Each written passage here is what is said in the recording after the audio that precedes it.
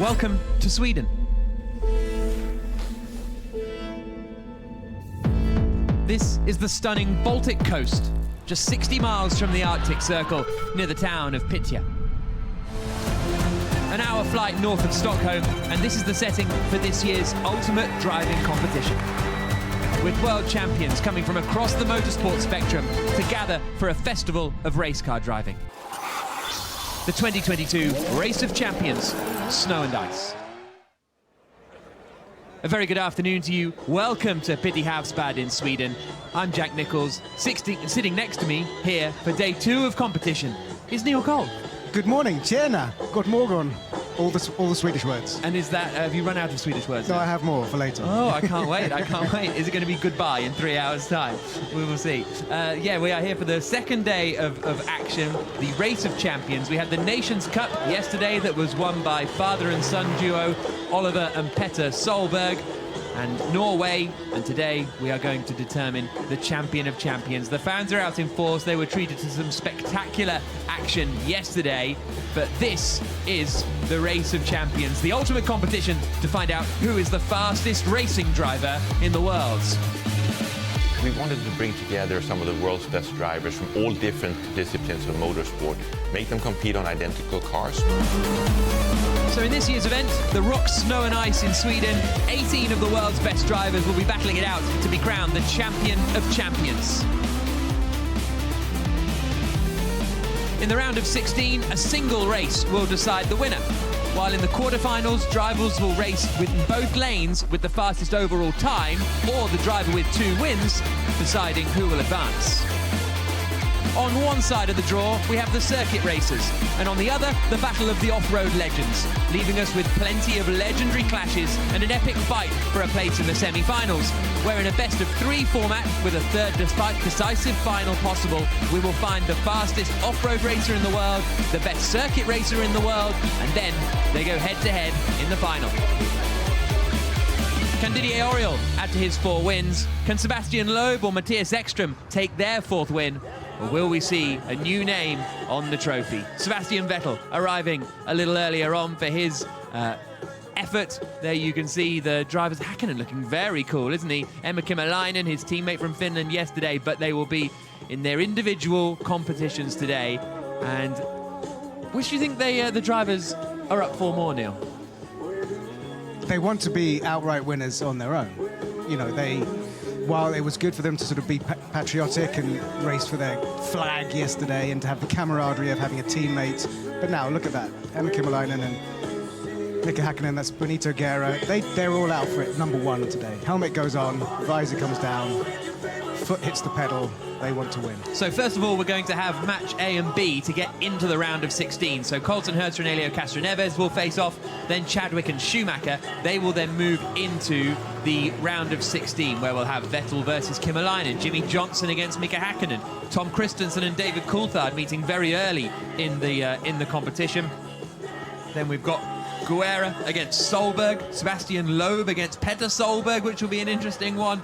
The 2 Swedes, Johan Kristoffersson and Timmy Hansen, facing each other. Didier Auriol looking for his 5th Race of Champions title. He's going to be up against Matthias Ekström. We are now, and that was the second side, the off-road side of the draw, which is a nice way of doing it. First up, though, we've got Colton Herta from the USA, the youngest ever IndyCar race winner, and he's up against Elio Castroneves, 4-time, Indy 500 winner, and he's looking forward to this, I think, is Elio, and they're going to be out in the Polarises, and this is just a straight knockout. Whoever gets across the line quickest goes through to the round of 16. And it's the perfect start to see them in the Polaris Razor Pro XPs, because these are the vehicles, these side-by-sides that are absolutely the perfect guide to your first view of a full lap of the full circuit here in Pite Havsbad.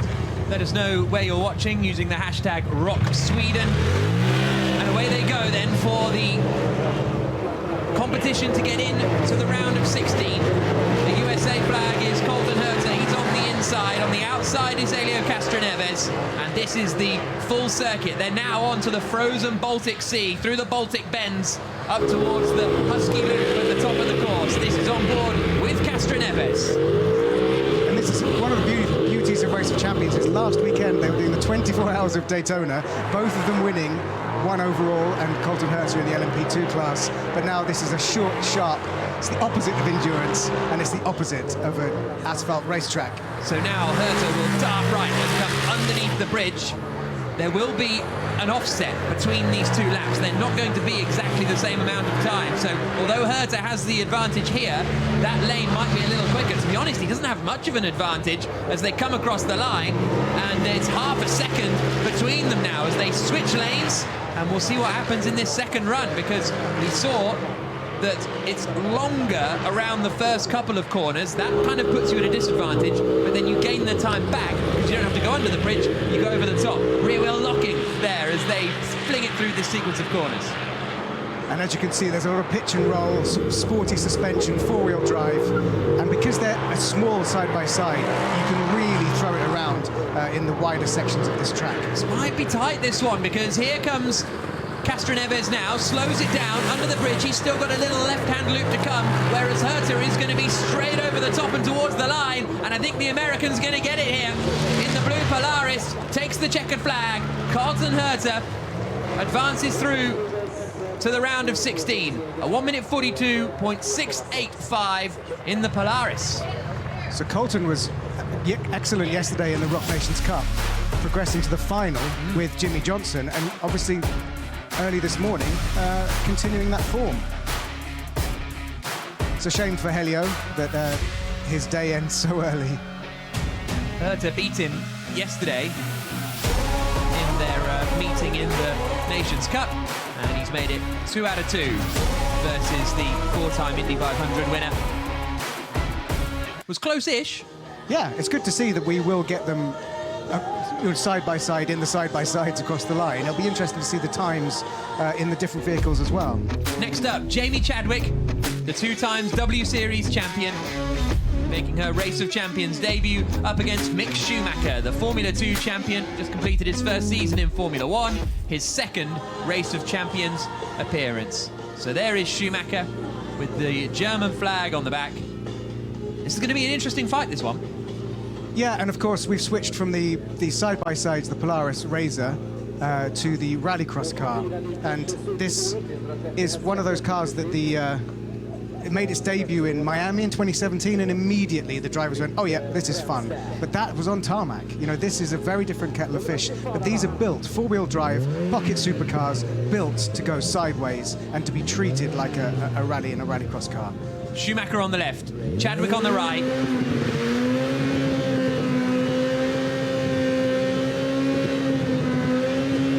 Hold. Down into the first corner. Schumacher got away nicely, but he'll drop back through this long left-hander that just tightens and tightens simply because he's got further ground to cover. Chadwick starts to pull away. Herta on the right there, Vettel on the left. Chadwick is out in front at the moment. So even though these aren't narrow tyres, they've got 5mm studs, so actually you've got more grip on the snow and ice than you would normally on gravel, so that you really can trust that it's going to corner. There's some really good cornering from these two, not their natural habitat at all. No, absolutely not. Chadwick with a bit of experience doing the few rounds of Extreme E this season. Over the bridge comes Schumacher, and he is going to be just ahead as they come across the line. Big sideways there for Chadwick, 51.8. So a couple of seconds apart as they come through the arch for the first time. But Chadwick is going to gain the advantage coming back over the bridge, so this could still be a pretty tight one. Here they come through the Baltic bends. Here's Chadwick. A little pull on the bar there to get it sideways, using the handbrake, hydraulic handbrake on this. Exactly the right way to get around several of these corners. Her passenger yesterday, well, I'll tell that story later because we're getting towards the end, and it was quite a long-winded one. Here comes Schumacher under the bridge now. Chadwick's going to be on the power, coming over the bridge, swings it through the left-hander. This is going to be pretty close. This might go to Jamie Chadwick here. They emerge towards the line, and it is Chadwick. Jamie Chadwick beats Mick Schumacher and advances through to the round of 16 by 1.4 seconds. Top job, Jamie Chadwick. Disappointment for Mick Schumacher. And look, surprise on the face of Sebastian Vettel, his teammate from yesterday. But just watch how the studs dip in and just how much traction that gets off the line. Neat and tidy from Mick, but sometimes in these cars, that's not the way to do it. You want to be, when we see the rallycross and the rally drivers and the off-road stars in the second half of the draw, you'll see a lot more sideways, sort of pointing the nose in, right in at the apex, the snowbank of every one of these corners. But brilliant to see the full track, isn't it, Jack? Like, yes, the way that it stretches out. So half of it is on the beach, and half of it is actually on the frozen sea. So the part that you can see out towards the horizon is actually on frozen sea. The DJ here loves the Foo Fighters. What's not to love? I know, it's just absolutely non-stop. So it's about 6 - 5 at the moment, and there is the threat of snow. So we might actually get snow during the course of this event, which would certainly throw the cat among the pigeons. Earlier on today, we had our celebrity competition, and in the semi-finals, well, we've got 3 skiers and a tennis player competing. There is Ingmar Stenmark, one of the world's greatest skiers, 1986 World Cup winner. And he managed to win his semi-final as he came out across the line driving these Porsches. And it was a very impressive performance from Stenmark, who has done some racing in the Porsche Carrera Cup Scandinavia over the last few years. And then it was Axel Lund Svindal, the 9-time world champion, legend of the sport, and the Norwegian, a passionate motorsport fan. And he beat Jonas Bjorkman, the former world number 4 tennis player, in the semi-finals. So as a result, it is Axel Lund Svindal versus Ingmar Stenmark in the final. 2 legends on snow, and we'll see what they got here, Neil.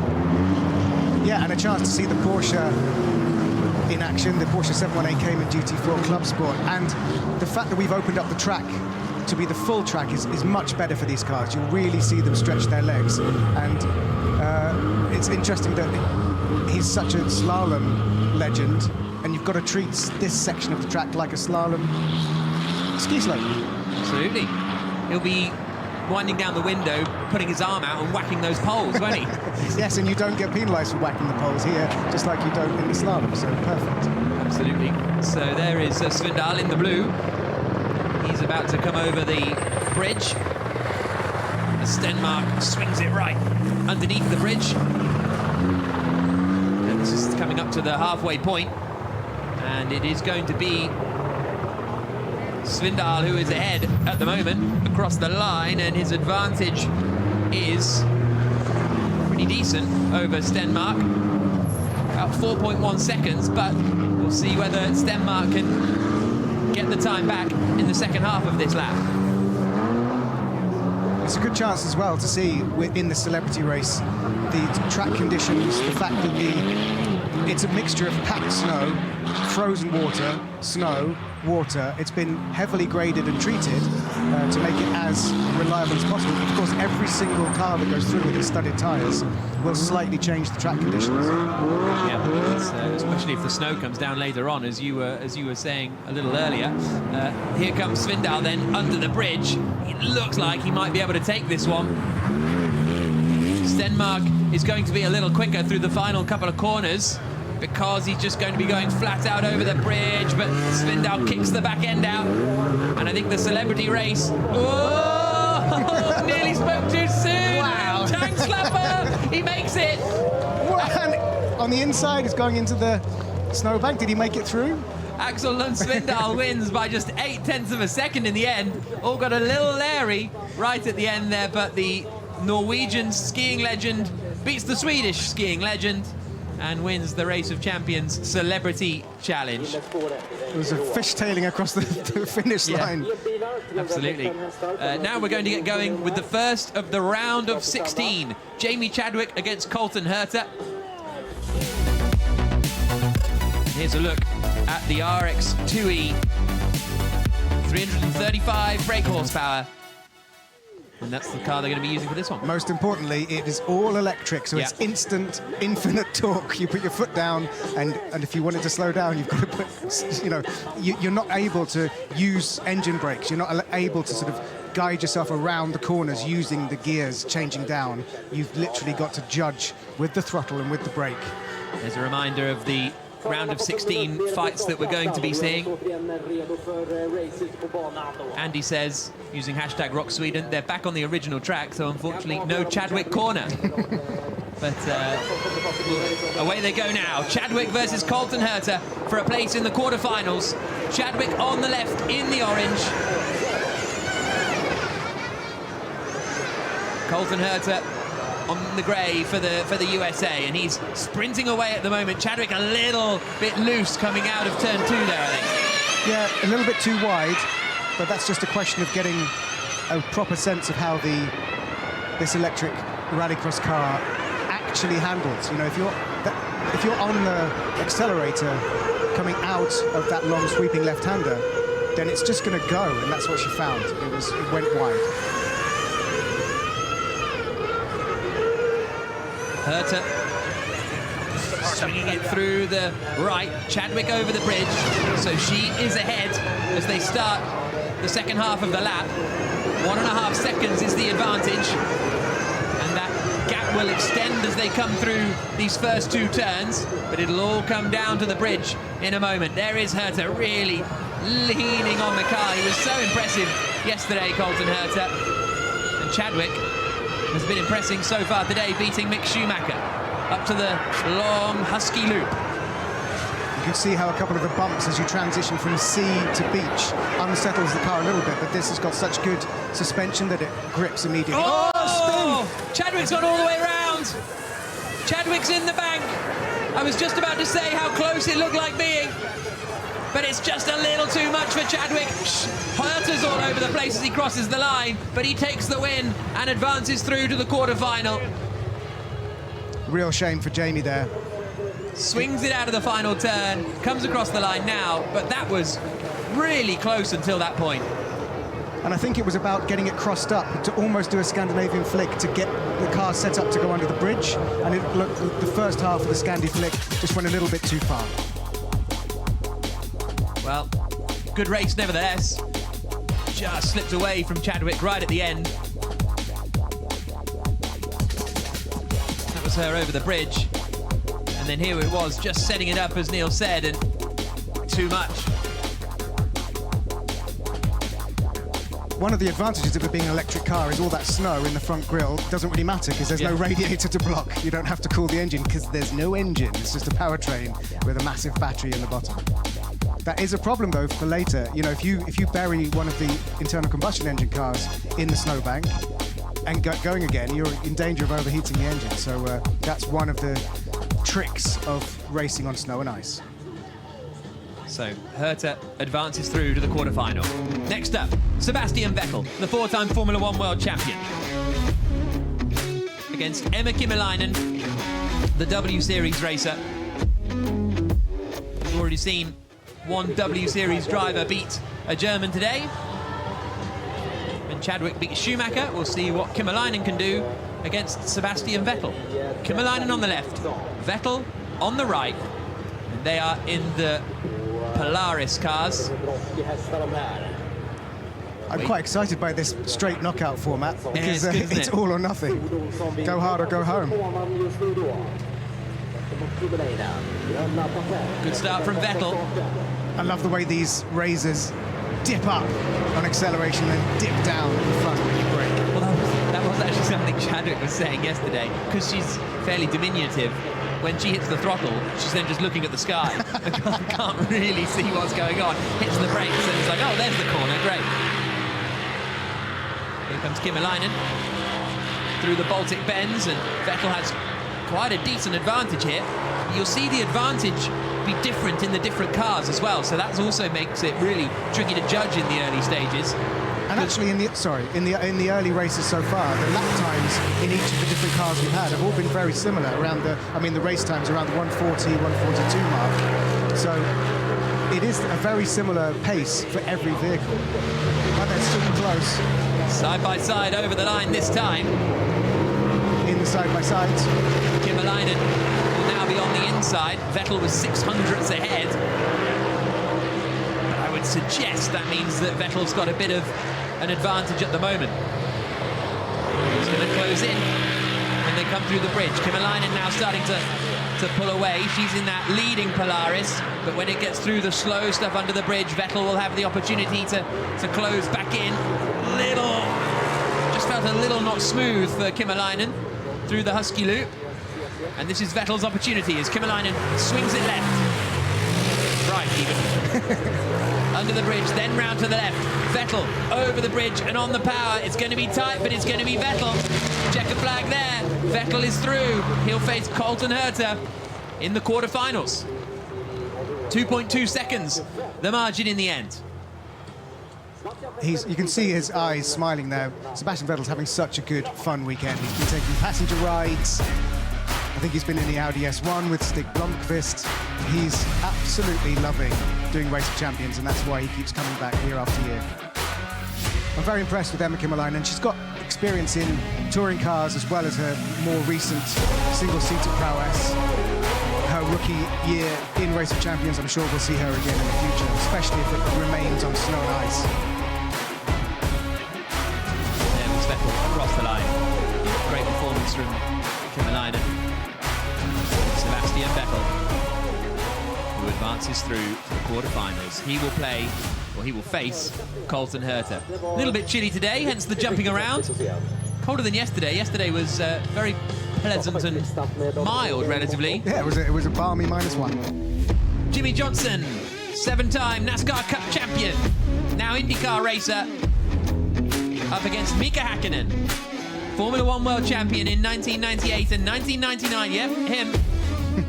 And there he is, getting ready to go up against Jimmy Johnson. Cheryl says, when I see Herta and Johnson doing well, it reminds me of the Jamaican bobsleigh team. It just really shouldn't be possible, which I think is a pretty good comparison, actually, for the two Californian men. Let's see what Jimmy Johnson can do against Mika Häkkinen. Now, they did race yesterday, and Johnson did win it. And they're in the Porsches, and Johnson was incredibly impressive in the Porsche yesterday. Check out Race of Champions social media for Mika Häkkinen's guide to how to be a quick racing driver. Very amusing. Away they go. Oh, Johnson really struggling for grip. Häkkinen managed to find some traction there. Johnson was just struggling to get any power down at all. So the beauty of these Porsche 718 Cayman GT4 Club Sports is that obviously they're a racing car. So putting them on snow and ice challenges them hugely, but it's rear-wheel drive. And along here, you're probably getting up to the third gear for only twice on the lap.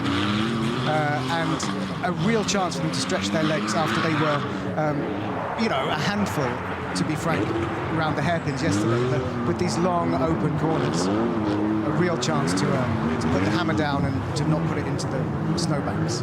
There's Häkkinen. Coming to the bridge now.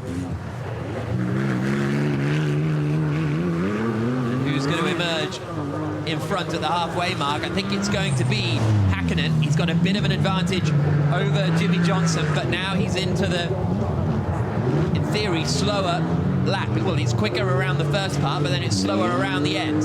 And the tricky thing over the start-finish line is you've got 425 brake horsepower coming through those rear wheels, and you really just want to gun it. But at the end of that straight, there's a sharp left that you've got to make. There is Emma Kymäläinen watching teammate Mika Häkkinen, teammate from yesterday anyway. It's all about the individual competition today.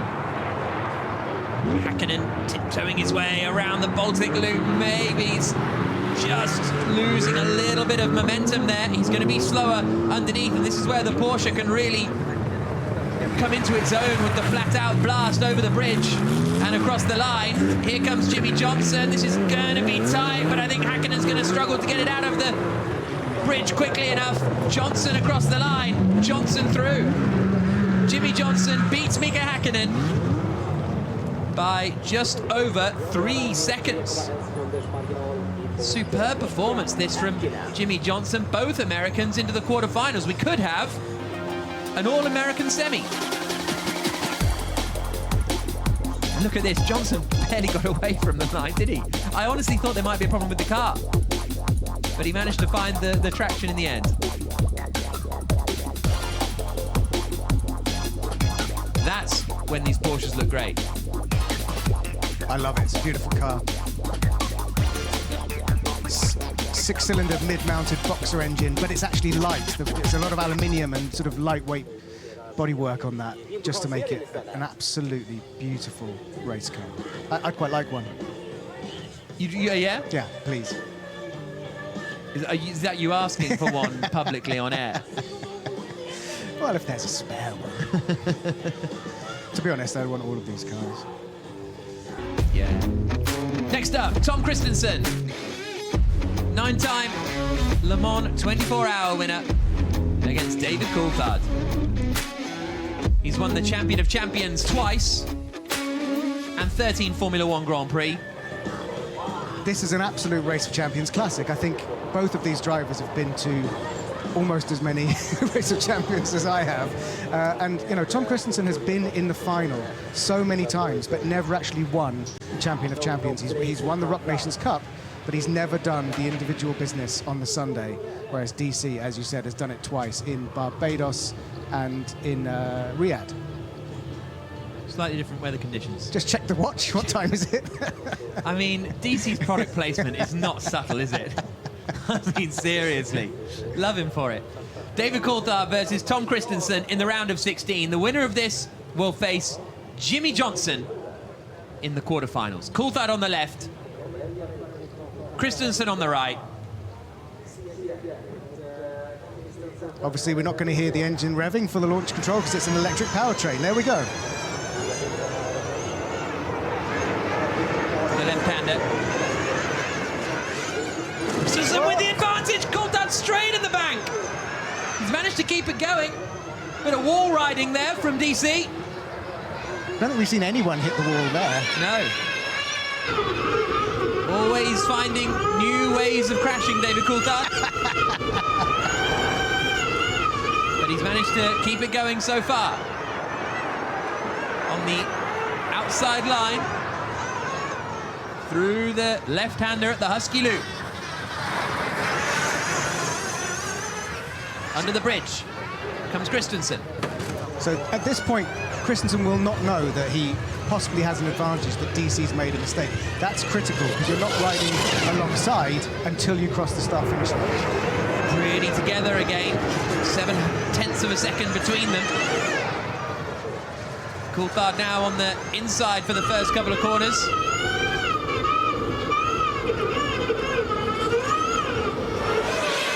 Steering wheel is never straight, but that's how you drive these cars.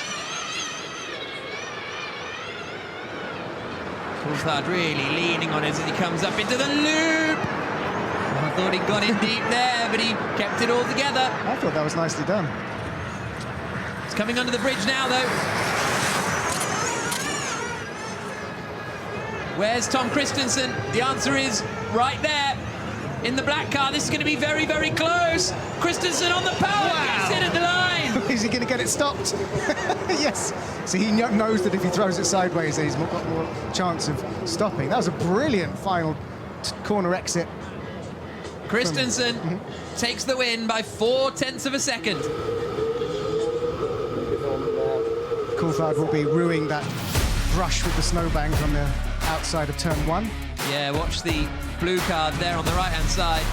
Just a little kiss. But he's lucky he didn't get to the edge of the lip of the access road there, because that would have really spun him around.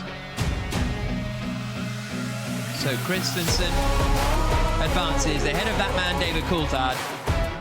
Oh, here we go. Nice super slow-mo. Lovely. Vettel and Chadwick having a chat. Christensen is through to the quarterfinals, and that concludes the round of 16 for our circuit racers. They are all through to the quarterfinal. Hurtle, Vetter, Johnson and Christensen.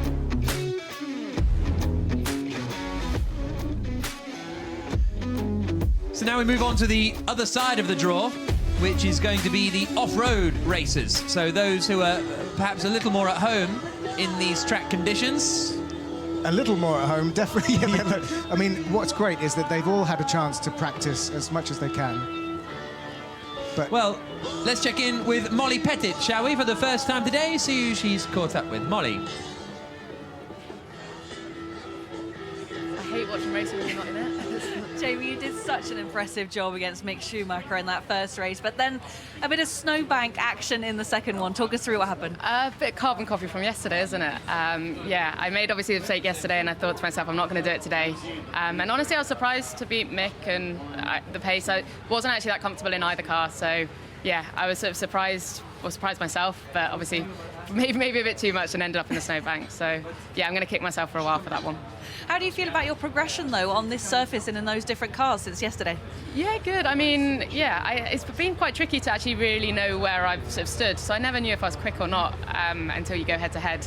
So yeah, that makes it quite tricky. But at the same time, it's been so much fun just learning to drive these cars on this surface. So yeah, huge thanks to Race of Champions for having me. Hopefully I can be involved again to come back and redeem myself. But yeah, it's been awesome. Thank you very much. Great job. Cheers. Thank you.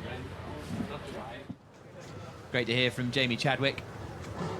And yeah, she was frustrated with her error yesterday. Was most frustrated with her passenger, because her passenger apparently was a woman who'd taken her to go and meet the Huskies and stuff a couple of days ago, and the passenger got 2 corners before a tap into a snowbank. So she wanted to try and find that passenger again today, but she is out, unfortunately. to be honest, that nearly happened to me when I was riding the Huskies around this track on Wednesday morning. What, you nearly went in the barriers? Oh, goodness me, yes, many times. They are so powerful, and you're being dragged by raw, natural power.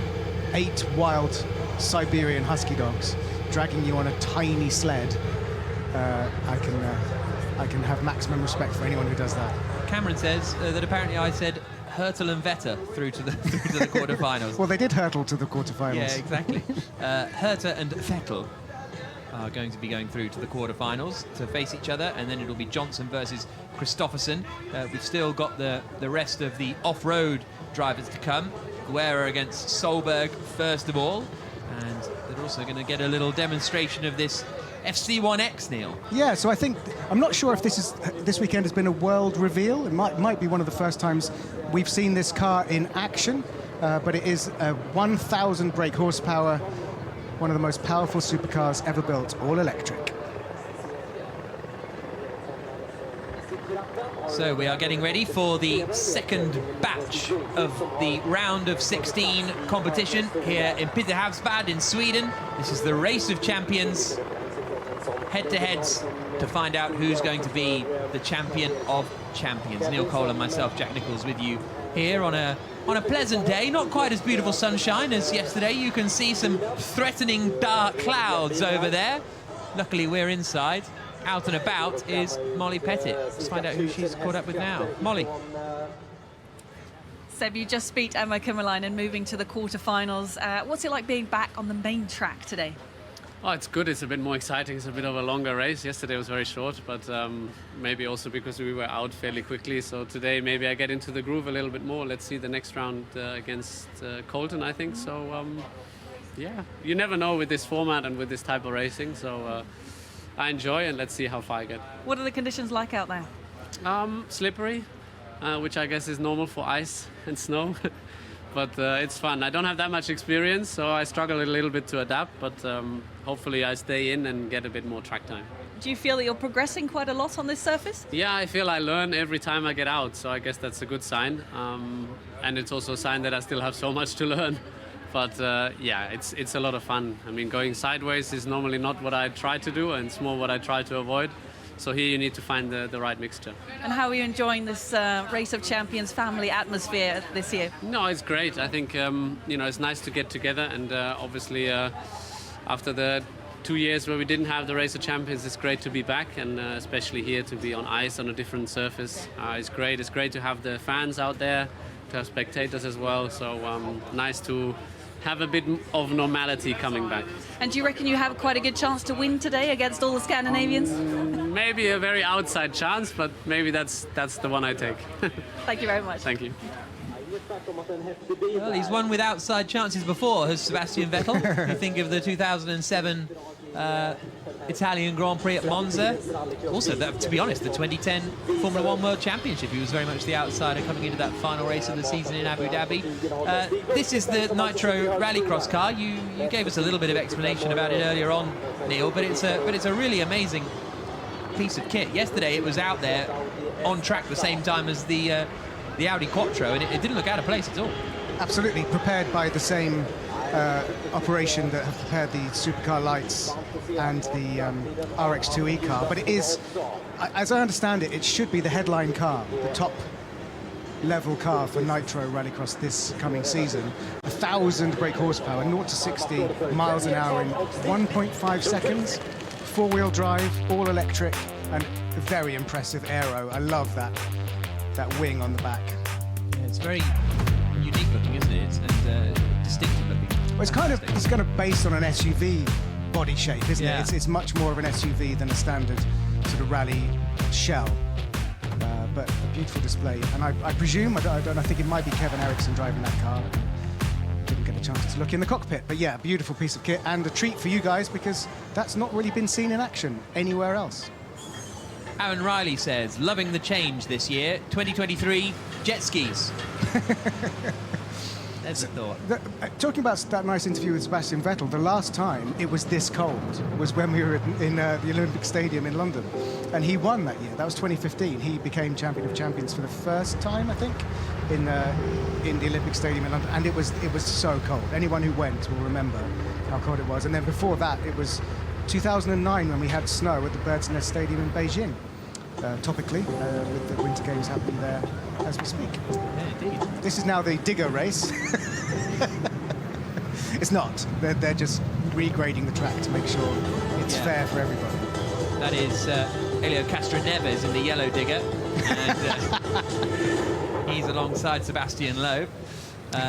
It's good stuff. They're just preparing the track and keeping it all clear. Very Winter Olympic style, actually, isn't it? It's like half-time in the ice hockey or something like that. Oliver Solberg won the Nations Cup yesterday. He's getting ready to head out and face Benny Guerra, the Mexican. So this should be an interesting one. Benito Guerra, the 2012 Production World Rally champion, has got decades of rally experience all around the world. Will have driven on snow and ice at Rally Sweden, but he'll have nothing like the experience of his much younger competitor rival today, because Ollie has basically grown up throwing cross carts around on snow and ice, around where he lives with mum and dad, Pernilla and Petter Solberg. Great to see the fans out in force here in Sweden, enjoying the action that they are seeing.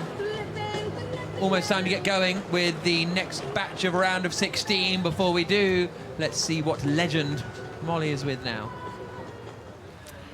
DC, still with a smile on your face, but that first corner, talk to us about that one. Yeah, I sort of went kissing the banking a bit too much, and I thought I was going to get stuck, but I managed to get myself out. But I lost a bit of time, but in the end, it's always great to race against Tom. We seem to have come up against each other many times over the years in Race of Champions, and I now hope he wins the overall event. What did he say to you after the race?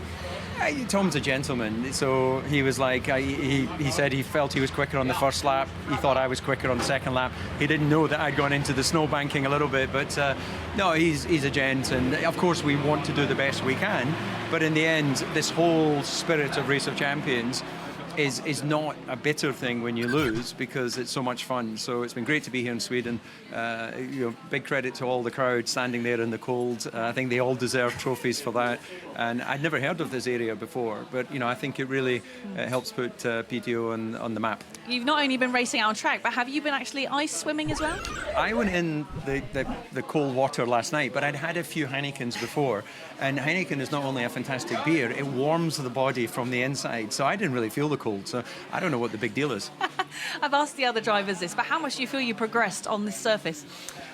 I definitely have made big improvements over the course of the last couple of days because it's a unique surface for me, and I've enjoyed driving it. I've enjoyed watching the professional rally and rallycross drivers. I enjoyed having my old teammate Mika come and join me. Yeah. Come here. Come in, Mika. I've enjoyed having the opportunity Fantastic, I tell you. to finally Brilliant. get him here. I tell you.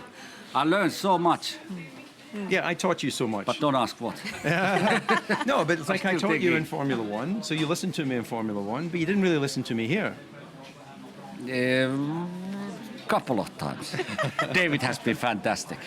He's been helping a lot. You know, because this is my first time, of course. David has been here many times. Well, not 13 here, times. but Yeah.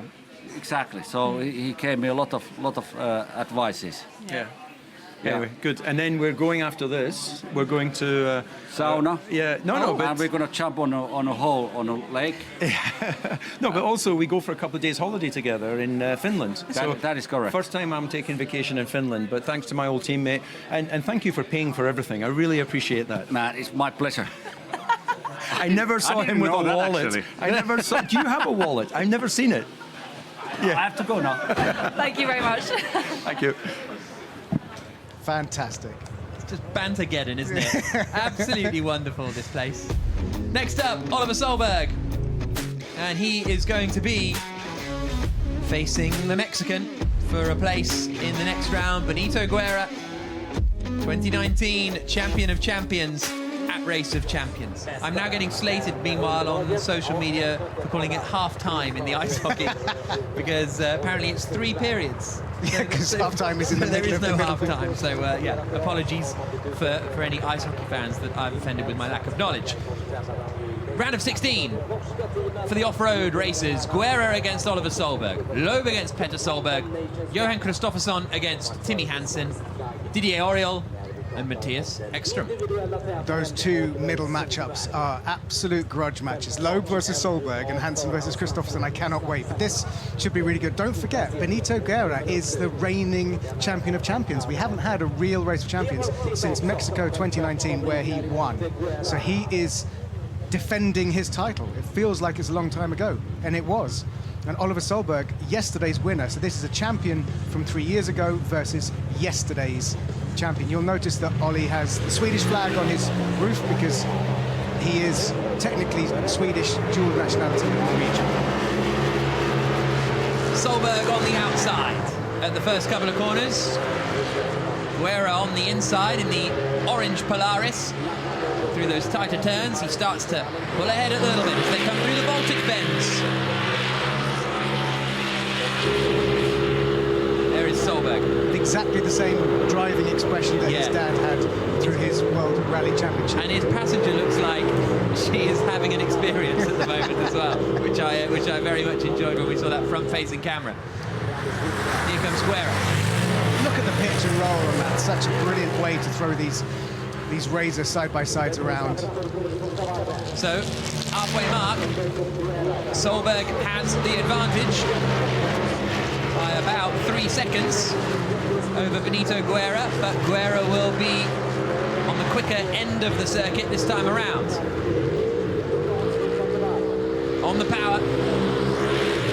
See the studs on the wheel. And that suspension travel, love it. Fever for that. Solberg Beautiful, look at the way the wheels are pointing the wrong way. That's exactly how you take that long bend. slings it through, beautiful stuff. Guerra following, but Solberg is going to be slowing down to get underneath the bridge. Pings it into the right. Where is Guerra? He's too far back, surely. Solberg getting on the power now, out towards the line, and it's going to be comfortable. Oliver Solberg is through. And Benito Guerra finishes in second place, 3 seconds back. That's Pernilla, Oliver's mum. Very impressed with Oliver Solberg, and brilliant that he's got his Hyundai factory drive in the WRC this year. Disappointment though for Benito Guerra, because that means the defending champion is out. Will we see a new name today? It's entirely plausible with a lot of newcomers and a lot of people in the field still that haven't won Champion of Champions. Will it be this guy? Well, there's a potential. It'll be the Solbergs against each other in the quarterfinal. True. If Petter beats Sebastian Loeb, Look at the commitment through there. I love it.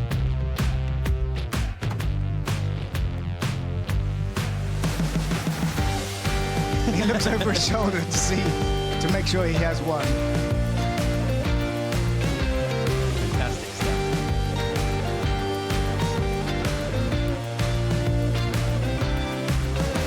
Just the focus, I just love it. And with Colton Herta still in, the two youngest drivers, the two Rock rookies, could have a real chance of progressing and meeting each other in the final. Right. Next up, we're going to have Sebastian Loeb against Petter Solberg. Loeb, 9-time World Rally Champion. 3 Race of Champion appearances before. Petter Solberg, World Rally Champion 2. Only the 1 time, but now the reigning Rock Nations Cup winner. And this is I've been looking since the draw. I've been looking forward to this race since it was first announced, because Petter Solberg was the last world champion in 2003 before the Sebastian Loeb era of dominance, 9 times world champion. And I know that still sticks in Petter's craw a little bit. Away they go in the electric cars, and it is Loeb on the right in the grey. On the outside in the orange is Petter Solberg. Loeb really hooking it up and keeping it nice and tight through the first couple of corners. Then they start to stretch their legs through the Baltic bends up towards the loop. And this is on board with Petter. And as you'll see, he used the handbrake a little bit there, so this handles very much like a traditional rallycross car, but the powertrain is electric, so all you've got to do is throttle and brake and handbrake. There is no gear changing to throw the car and use the engine braking to get it around the corners, which is something that these 2 drivers are very used to, the traditional way, not this way of driving. On the power over the bridge, and they are neck and neck at the end of the first half of the lap. Huge sideways for Loeb. Brilliant to see. Solberg pings it in to turn 2, and he's sideways all the way around there. It's just fantastic. This is going to be so close.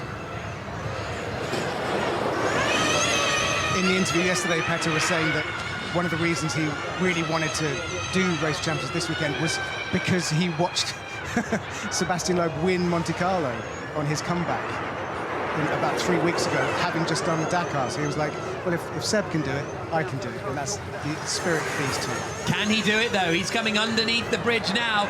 Loeb is going to be on the power before, and this is going to be so close. They're both on the power towards the line. Loeb's got more speed, and Solberg overdoes it. Loeb takes the win! And Loeb's only just made it. He spent most of the out section of the start-finish straight sideways trying to shave off speed. Wow, what a finish. Absolutely fantastic. But Sebastian Loeb takes it right at the line. Nice to see Petter smiling there, but he's had to deal with that quite a lot in his career. With this man being just 1 step better. It was just a privilege to watch them. Look how close it was, but then here, just a little too sideways, I think, for Solberg. There's the moment. And I don't know if you can lip read. Yeah, I don't think he expected to see the rocket that was Sebastian Loeb launching past him as he came around that final corner. Brilliant race. But then this one, hot on its heels, is another one. So this should be Kristoffersson versus Hansen, and that's Timmy Hansen, the 1-time World Rallycross champion, Johan Kristoffersson, the 4-time World Rallycross champion. Kristoffersson making his 3rd Race of Champions appearance. He's won the Nations Cup before. Timmy Hansen, the 2019 World Rallycross champion, his debut at the Race of Champions. And just to recap, these guys finished the last season, the 2021 World Rallycross Championship, level on points, so it was decided on countback between these 2, and Johan Kristoffersson won, but it snowed at the Nürburgring for that weekend, so this feels like it's almost like a round 2 of the grand finale of the World Rallycross season last year. 2 Swedes, 2 champions. Who's going to win? This for a place in the quarterfinal. into the first corner. It's Kristoffersen in the orange. It's Hansen in the black. Kristoffersen will get a little ahead as they come into the Baltic bends because of the shorter nature of turns 1 and 2. Brilliant to watch the way Timmy Hansen took that first corner, because it looks like he was going wide, but he was setting up for the next corner to fling it round to the right. It's like... Up through the Husky loop. Kristoffersen here, coming under the bridge. Fantastic sound from those cars, I just love it. And the advantage at the halfway mark is going to go to Timmy Hansen. And that advantage will extend through the first couple of corners. But Kristoffersen will then have the opportunity to gain it back in the final few corners, because he'll be able to go flat out over the bridge. But this is feeling like quite a big advantage for Timmy Hansen, to be honest with you. These basically, they're supercar lights, so it's very, very similar to the cars that these guys drive in the World Rallycross Championship. It's just smaller and lighter, so about 330 brake horsepower out. Timmy Hansen! Hansen's off, he's got onto the other track. He's changed lanes.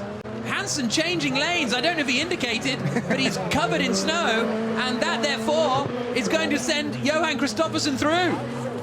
What on earth happened? Timmy Hansen looked to have it all under control, but suddenly he decided to make his own track, and he comes out and across the line.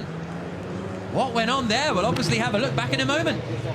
But in the rematch from the 2021 World Rallycross, and to be fair, the rivalry from the last several seasons of World Rallycross, from Rallycross dynasties, the Kristoffersens and the Hansens, that rivalry will continue. So, Hansen, I really thought was in control of that one. Until he lost control. Correct. So let's see what happens. So Is this it here? Oh, he's lost it there. Coming up into the Husky loop, and then he's just sort of kept on the power and driving over the separator into Kristoffersen's lane. Kristoffersen's lane, and then thought, right, well, I better get back over. Kristoffersen arrives, thinking, what on earth is going on? Here we go, this is on board with Hansen. Look at the passengers' reaction. The passengers completely blank. They wow. Tremendous stuff. Unexpected, big mistake from Timmy Hansen. But I think Johan did well to not get thrown by having a car in his lane suddenly. Absolutely. Tremendous stuff. So, Johan Kristoffersen goes through.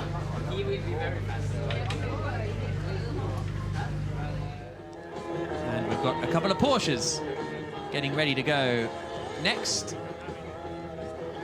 But if you needed an advert for just how good those supercar lights are as an off-road vehicle, it coped beautifully with riding over a snowbank twice. Once accidentally, once deliberately, but it had absolutely no trouble with that obstacle. So if you thought the Polaris Razor was the right car for proper rock crawling and off-roading, then actually maybe consider the RX supercar light.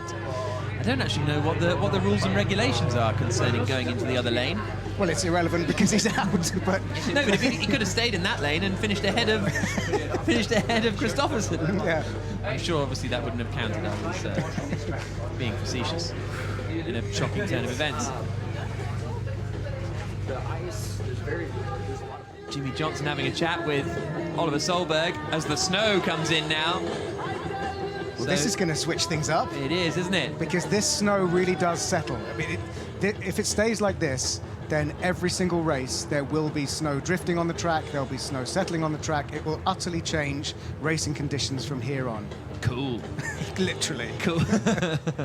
So we are here in Pite Havsbad. You can see the snow coming down almost horizontal when the wind picks up around here. I tell you, it's Baltic. Hey, literally Baltic. Yeah. I love it. And the fans are going to have their work cut out, to be honest, to stay and watch. But they're enjoying it by the looks of things. Let's go down to Molly, see what she's up to. Well, Timmy, it's great to see you still smiling. You did actually tell me earlier that you were going to give it everything today, but tell us what happened there. Yeah, I did. You know, being up against Johan, they're talking to All Black, so I had a brilliant run up until there. And but that line is a bit tighter on the inside, and the rear just stepped out and hooked into the snow, and I went off. But the run until then was very good. So it feels tough to have done that mistake, but. All right, now I hope that Johan goes on and have a great day, you know, to represent Sweden, to take a win here at home. But it was a very impressive recovery from you. You kept your cool. Yeah, I just kept the throttle down, and I thought, like, I better just try and get over it back to my side. And yeah, the wipers didn't work at that point, but you know, I gave it everything, and I knew that this would be a tough race for me. I had a very tough draw all the way, so there was only one way, you know, flat out, and I did, and I didn't, you know, leave anything to spare. So I had a lot of fun today, and now I'm just gonna sit back and look at enjoy the action. Thank you very much, Timmy. Thank you. Such a great ambassador for the sport. Yeah, absolutely. Just keep it full throttle. Yeah. Next up, Didier Auriol. 4-time champion of champions, the most of anyone. And he's facing Matthias Ekström, who has 3 champion of champions titles. And he is going to be looking for his 4th to match Didier. Interesting battle, this one, coming up in the Porsches. On the right, in the white Porsche, is Didier Auriol with the French flag. Matthias Ekström on the left-hand side. Snow coming down. And away we go. Power coming down on the rear wheels. For Didier anyway. Yeah. Matthias really struggled to get off the line there. If they come to the first corner. And for me, this is a fascinating matchup because, of course, Ekström, DTM done, off-road done, rallying done, rallycross done, Dakar done. He can do pretty much everything. Didier Auriol, an absolute rallying legend. So different skill sets, different eras, but both have always been successful at Race of Champions when they've entered. Auriol became the World Rally Champion in 1994, the first French World Rally Champion, which kind of kick-started I suppose, the Loeb-Ogier dominance 15 years later or so. Under the bridge comes Auriol. Over the bridge comes Ekström, and it's going to be Ekström who's just ahead at the line. But he had the faster run over the bridge, so that'll switch back round the other way. This time through. So 425 brake horsepower, and likely that they're getting up into 3rd gear. We just saw them come down the start, finish straight, and Didier Auriol should be able to get up into 3rd gear before he has to take the long left-hander. A little slow through that second corner, potentially. They're up now at the Husky Loop. That transition from sea to beach. Yeah, well, you can kind of see them in the middle of the track, can't you? When if you look at the wide stuff, a little crunch on the ice from the front splitter there for Didier Auriol. Now Ekström is coming underneath the bridge. Auriol's about to come over the bridge. Think Matthias is going to get this, but this is where it starts to struggle and you start to lose a bit of grip. But the checker flag is waiting. Ekström getting on the power and taking it through to the quarterfinals. Matthias Ekström and Didier Auriol with a valiant effort. Oh, in the snowbank. And he's in the snowbank at the first corner. But it is Matthias Ekström who goes through 6 seconds the advantage in the end. Here's a look at the replay. Oh, so Didier Auriol, that's why it looked like he had quite a lot of traction, because he was going before the light went green. So I wonder if that will technically be a jump start. I think it will, because the green light hadn't... Yeah. I mean, he's out anyway. Yeah. What have I done? But once you release the clutch on the manual gearbox and you've got all that power through the rear wheels, you're going to launch whatever happens. So Didier Auriol will not claim a 5th Champion of Champions title. Will his rival Matthias Ekström match his record by being 4-time champion again today? Well, he's in the hunt. He'll be facing Johan Kristoffersen in the quarter-finals. And the quarter-finals are what will be coming up in a moment. Oliver Solberg against Sebastian Loeb. Kristoffersen against Ekström.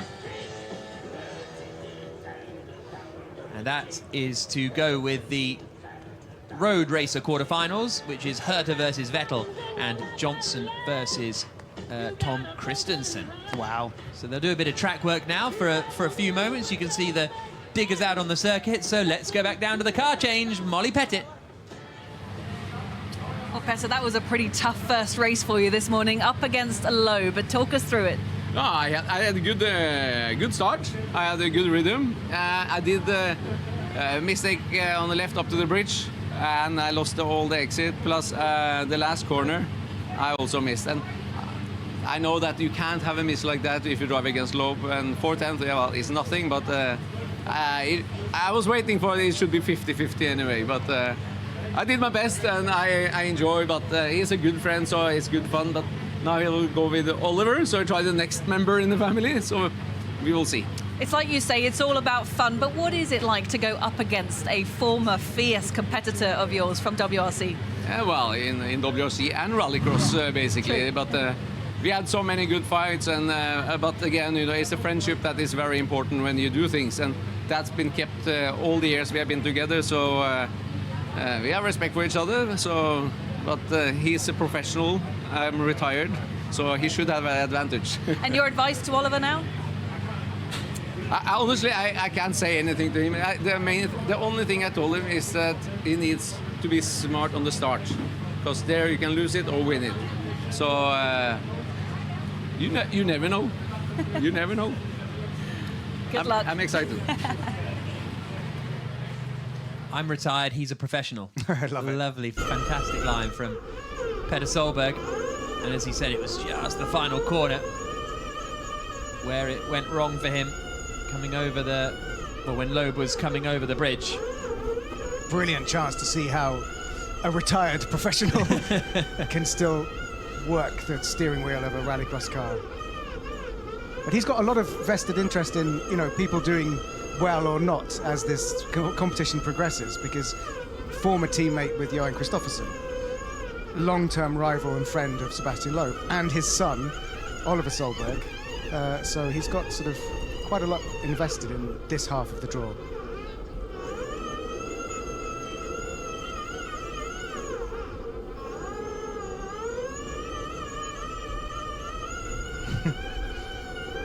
Fantastic, just watching that, wasn't it? So, we're about to get going with the quarterfinals. You can see the beach line is basically the back of the arch there, and then all that to the right is the sea. So we are racing on the frozen Baltic Sea today. It's tremendous. Quarterfinal time at the Race of Champions in Pite Havsbad in Sweden. Colton Herta versus Sebastian Vettel will be first up. Then Jimmy Johnson against Tom Christensen. The winner of those will face each other in the semi-finals, and then we'll be having Oliver Solberg against Sebastian Loeb and Johan Kristoffersson against Marcus Ekström. But first up, it's Vettel versus Herta. There is Vettel, looking for a place in the semi-finals, but to do so, he's got to beat the 21-year-old Californian, Colton Herta. When I spoke to Sebastian on Thursday, this is his, like, to actually drive around this track, this is his favourite car. It's the one he enjoys the most, so if that will give him a slight advantage over the young American, we'll find out.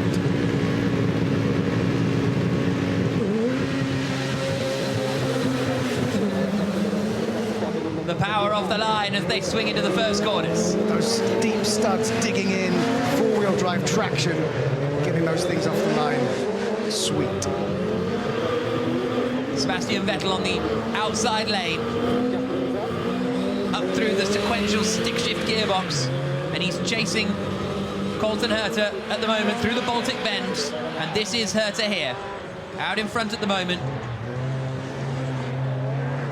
The stars and stripes on the rear of the car. The German flag on the back of Vettel's. Now, don't forget, we are not in knockout anymore. They do have two races against each other, so the winner of this will have another chance to seal the deal. The loser will have another chance to win a race. So, and if it's 1-1, it's decided on time. So this isn't knockout at this stage. Yep, the race times become important now. Sebastian Vettel ahead, but Herta now will have perhaps the faster line coming over the bridge at the end of this run. on board with Vettel again.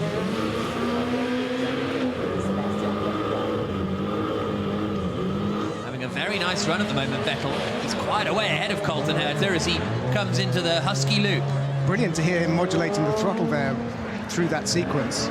He's really got to grips with this car with only sort of 2.5 days of practice. So this is the first heat. They will have another heat against each other, but who's going to come out on top? First of all, Vettel struggling a little to get the power on there, but it looks as though he's going to get it.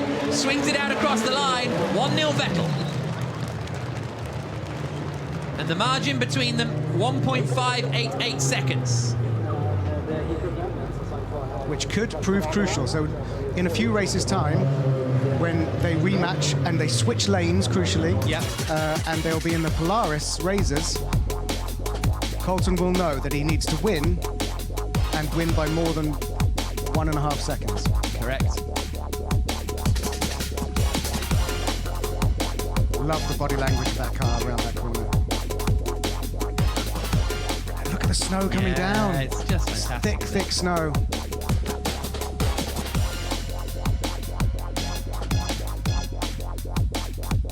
Through the last sequence of corners where maybe Vettel lost a little bit of time, but he was happy with that. As well he might be. And if you're unfamiliar to how Race of Champions works, you'll always see passengers in the car. They are family, other drivers, competition winners, VIPs, but they do their very best to evenly match the weight of the drivers. So there's sometimes an awkward moment in the driver car changing area to go, you're the wrong size to go in this car. But of course, it's to help balance the car and to make it as fair as possible. Everything about this, equal machinery, equal track, making it as fair as possible to decide who is the greatest racing driver of all time, the champion of champions. Le Mans versus NASCAR coming up now. Tom Christensen on the left, Jimmy Johnson on the right, in the Polaris. And this is the quarterfinal, the first heat of their quarterfinal. Johnson in the orange. Christensen in the blue. Through turns 1 and 2. And out through the Baltic bends.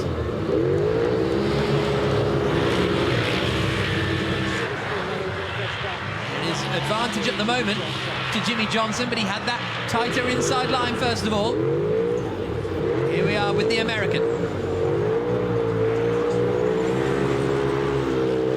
Jim, neither of these, despite their number of appearances, have been champion of champions. Jimmy Johnson was Rock Nations Cup winner, I think, back in 2002 in Gran Canaria. It's Christensen who's got the advantage halfway through. Johnson right out towards the wall. The gap between them 2 seconds. But again, this is the first heat of 2.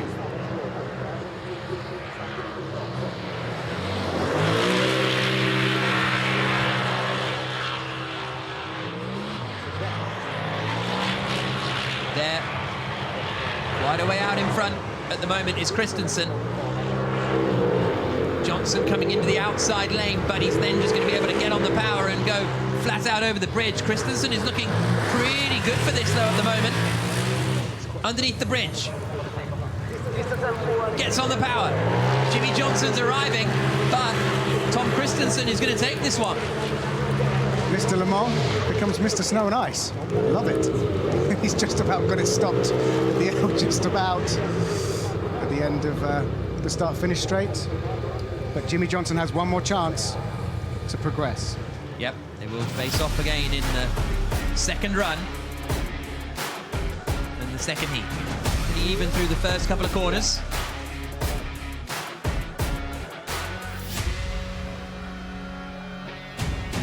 Jimmy Johnson having a real experience. This is his first trip away since the start of the global pandemic, Jimmy Johnson. Wow. He's been, in the States since basically the end of 2019. This is his first trip over the pond for a few years.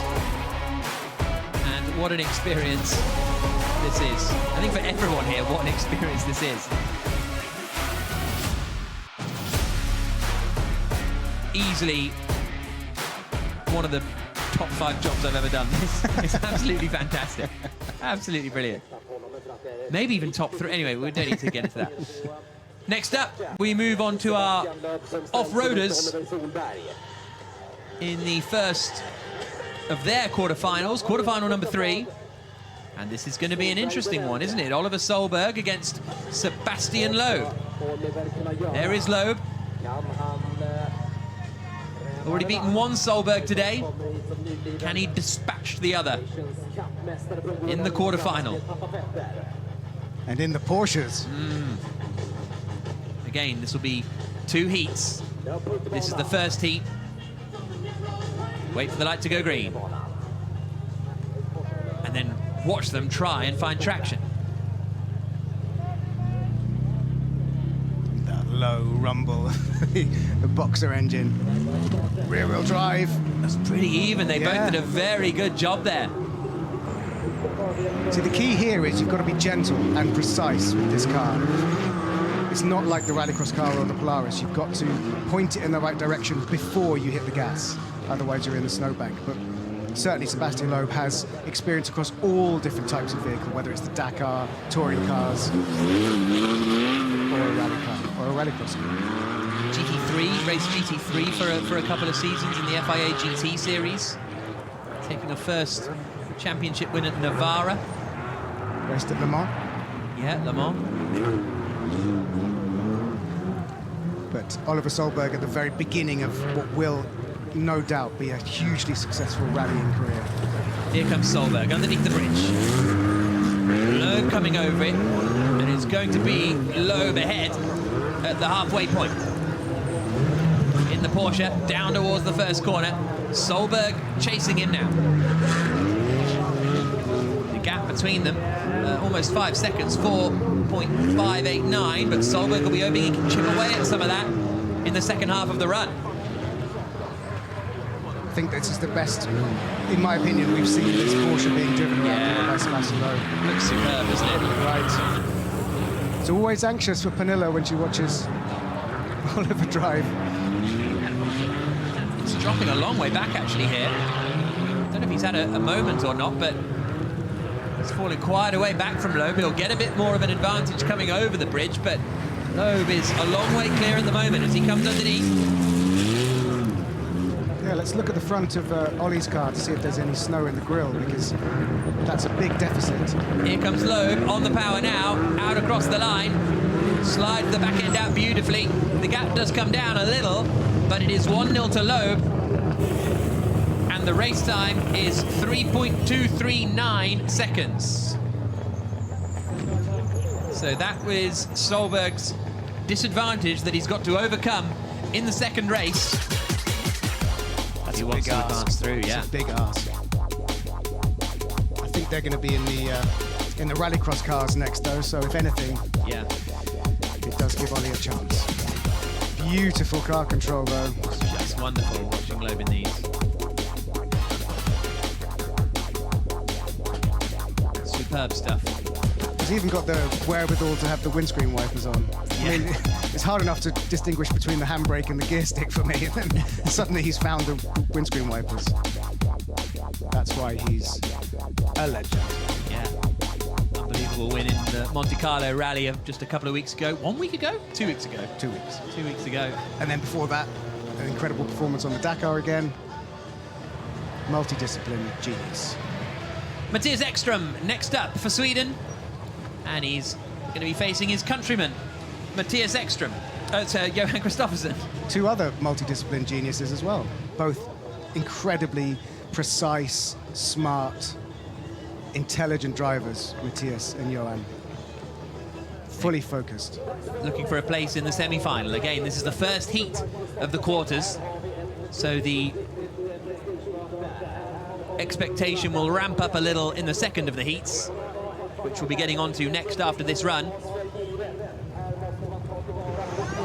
Away we go.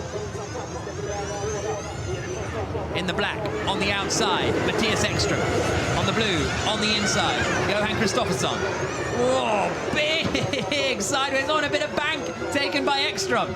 This is great, they were leaning on that so much. But that's the way to do it, because these snowbanks have got softer. It's just like Rally Sweden, you can use them. Absolutely use them to guide you back on the track, brush them, shave speed off. Rally Sweden, of course, in a couple of weeks' time. I think even further north than this, Helio Castroneves on the edge of his seat. But great to see Helio here and really enjoying his time in Sweden. Here they come then, out across the line. And it's going to be Ekström that's ahead at the halfway mark. These two are so evenly matched. And they'll have been studying the lap times of everybody in all of the cars. It just looks so precise, neat, tidy, yet sideways. That's Kristoffersson, who we're on board with now. And remember, the second heat, they'll switch lanes.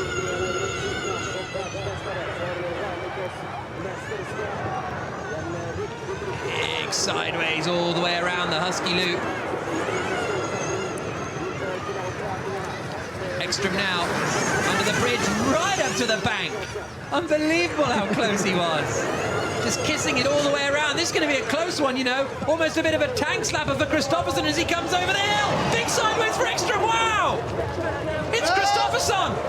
And Kristoffersson's been to the bank at the first corner. He's won by 100th. Amazing. 100th of a second for Johan Kristoffersson. He used the snowbank just to stop the car at the end of the start-finish straight. Why not? Why not? Magnificent stuff. That was a great battle. That's exactly what Race of Champions is all about. It just felt like Ekström couldn't get on the power out of that final turn. He says, am I first or second? Me, first? Happy days. That was tremendous. So Ekström in the black, Kristoffersson in the blue, and they were both just inch perfect the whole way around. Absolutely love that one. Look, that's how close. He's almost bouncing along the inside. And then here, Ekström in the black, you just feel like he just can't quite get it straightened up. He's right up to the wall on the exit, maybe even brushes the wall on the exit. And that is 100th of a second. And with the electric power, you've got to feel that... He did brush the wall. Yeah. So once Ekström comes around that corner, he can see that Johan's approaching, so he's not quite sure if he should put the throttle down because he could spin it. Oof. Good stuff. More to come. The deciding quarterfinals coming up next here in Pite Havsbad. The fans are loving life. As well they might be. Even though, well, as well they might be. It's like -10 and the snow's coming in. But here's a bit of fun. Stig Blomqvist in the right-hand side. You'll be able to see that car in a minute, but those headlights are almost some of the most iconic parts of that Audi Quattro. The S1 Quattro, iconic fever-giving machine. Stig Blomqvist driving it. And a car that he was so successful in. And then the future equivalent is the electric nitro rallycross car, the FC1X. Stig Blomqvist still a regular competitor in the Goodwood Revival and actually I think in the Porsche Scandinavian Cup last year. Over the line they come at the halfway mark. We haven't got timing on these, but obviously they're pushing. But how brilliant is this to see the history and hear the history of that car. Love that car so much, and the sound. There we go. Stig! The iconic sound of the Audi S1 Quattro, and then the new sound of the 1,000 horsepower powertrain of the Nitro Rallycross car. Beautiful. What a moment. Whoop. In the bank a little. All good. That's how you do it. Under the bridge, who's going to come out on top here? It's going to be close. It is. I think the Quattro is going to get this, you know. Stig Blomqvist out across the line, he got air! Blomqvist jumps over the line and takes the win. Flames coming out of the back, turbo popping and banging. Helio loves it. What a treat, absolute treat. Sound when he goes down and on the power. It shakes the commentary box, the vibrations of it all. Fantastic. Look how planted it still is. Yeah. Quattro all-wheel drive power.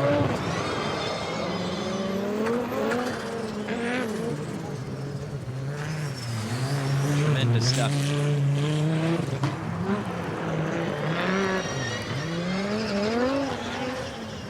Still going. This time it's the Nitro RX car that comes across the line ahead. Just we go for another lap. Noise. Love that sound. Yeah. I don't want to talk over it.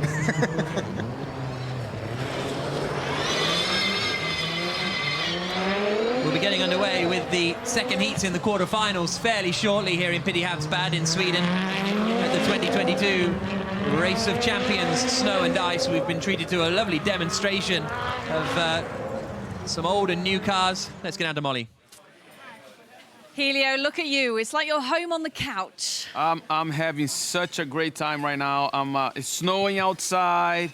Great racing right now. It's just having a good time right now. I'm actually going to ask Exo and Benito to do a little massage here, you know, so just make sure that, just to help me out here. But I'm telling you, great job. Keep it going, everyone. This is a great show.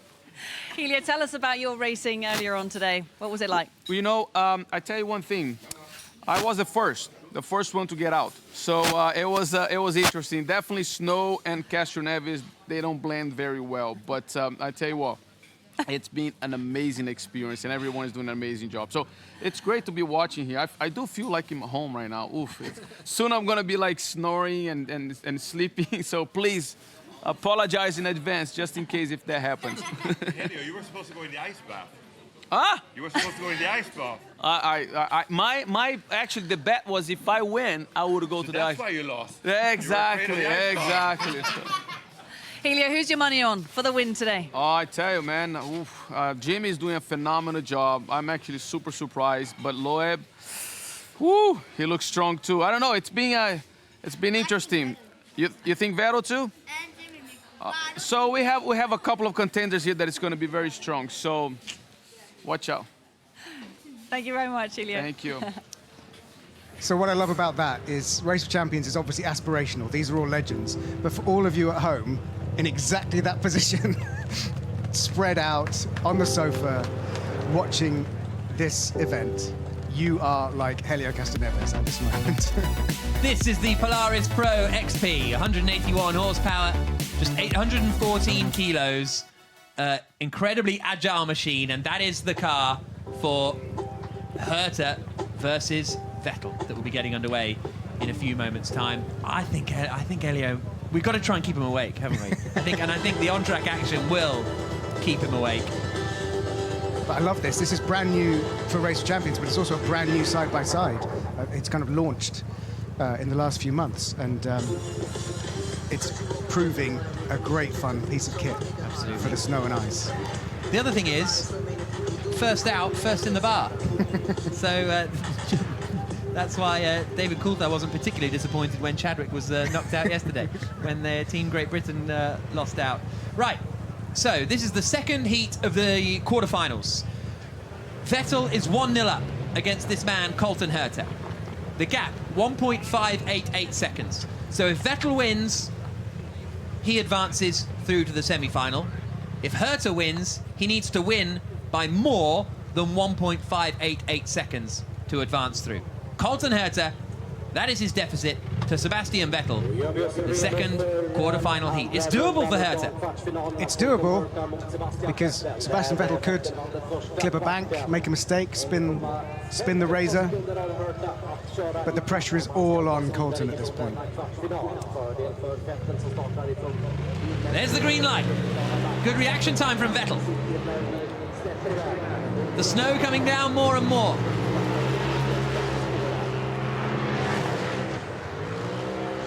Bit of oversteer for Vettel on the inside there. We're on board with the Aston Martin Formula One driver up into the Husky Loop. Oh, just maybe a little wide towards the exit of the corner. Herta is kicking up the snow as well. He fully banked it yesterday at the hairpin. He's kept it all together today. The pitch mention that. Herta's going to be ahead, I think, at the line, halfway around. Is the gap going to be more than 1.6 seconds? It might be, you know. It's 2. So if Herta holds this advantage, he will go through to the semi-finals. But Vettel is going to have the quicker run over the bridge this time. Now, when we go on board with Sebastian Vettel again, you'll notice there's tape on the steering wheel.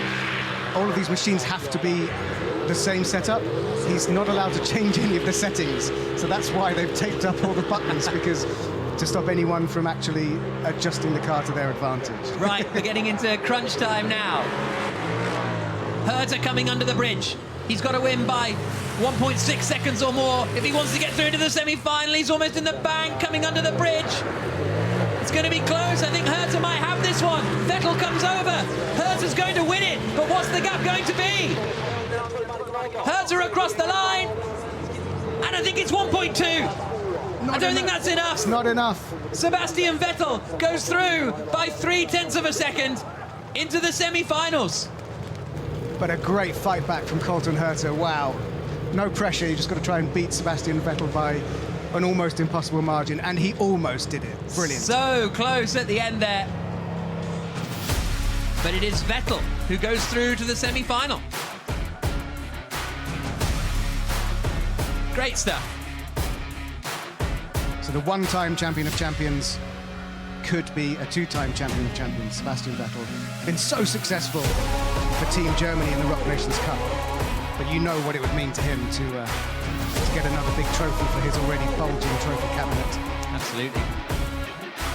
Beat Jarno Opmeer, lost to Lucas Blakely yesterday, and then Team Germany were knocked out by Team USA in the quarterfinals. So Vettel now into the semis. Very strong performance. And a little bit of payback for that yesterday against Team USA. But chapeau and kudos to Colton Herta. He's adapted so brilliantly to conditions he's never experienced before, even in life, I think, let alone actually having to drive cars competitively. So kudos to him. Snow's getting heavier. The racing's getting better. And the music's improved from Foo Fighters to Metallica. I'm a bit more of a Foo Fighters man, personally. Bon appetit. What's that in Swedish? God schmackt, I think. No. Yeah, I think. Feel free to correct me using the hashtag correct me or hashtag Rock Sweden. But I think it's something like that. Okay. I was trying to throw you under the bus. Thanks. And there you are with the answer. Everybody loving hashtag Halio vibes. Yeah. Says send us your Jago. pictures of you on the sofa. Yeah, let's all hashtag Rock Sweden. We want your recreation of Halio's chill. As we hit the Baltic chill for the next of our quarterfinals. Jimmy Johnson versus Tom Christensen. Johnson on the left, Christensen on the right. The deficit, 1.464 seconds. So Jimmy Johnson needs to beat Christensen by 1.5 seconds if he wants to get into the semi-finals. Wait for the green light. Launch control engaged, full revs, four-wheel drive, planted into the ground, studs digging in, snow flying everywhere. Christensen gets into turn 1 first. Christensen will pull away a little here because he had the shorter inside run through 1 and 2. This is Jimmy Johnson.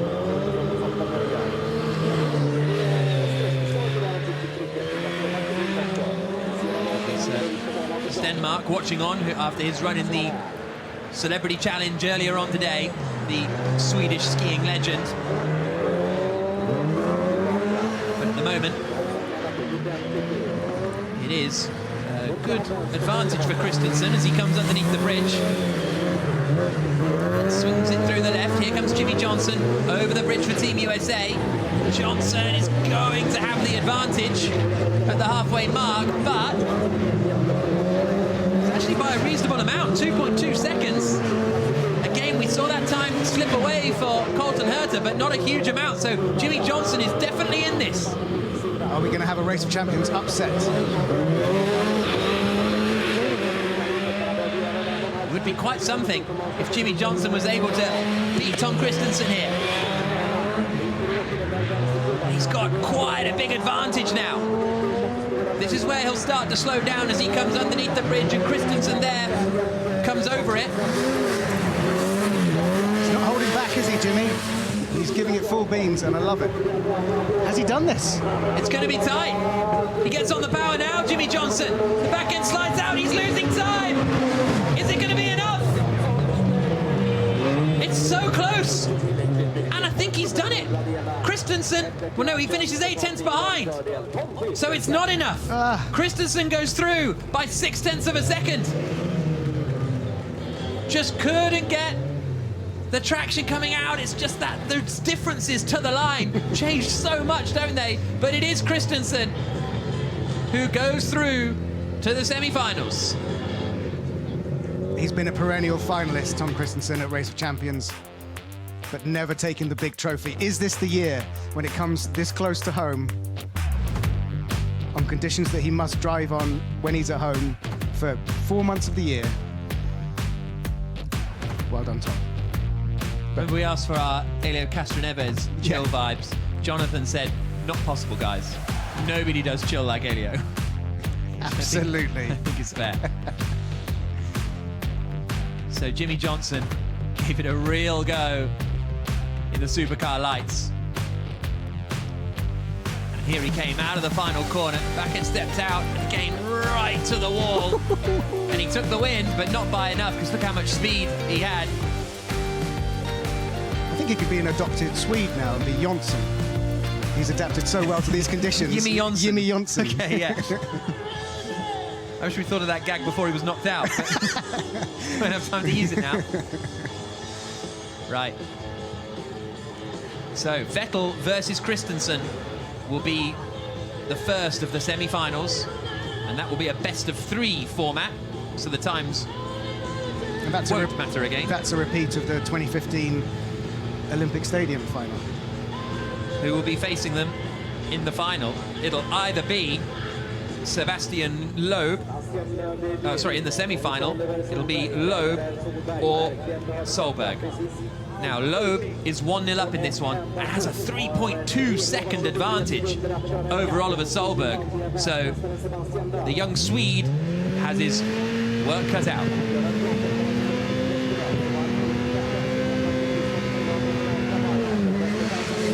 He's on the left-hand side, Oliver Solberg. Loeb on the right in the orange. And you can see there off the start line that there's rails developing where the studded tyres have been digging into the snow and ice. So you're kind of on rails with good traction all the way down to turn 1. Here is Oliver. Pulls on the bar, gets the car sideways.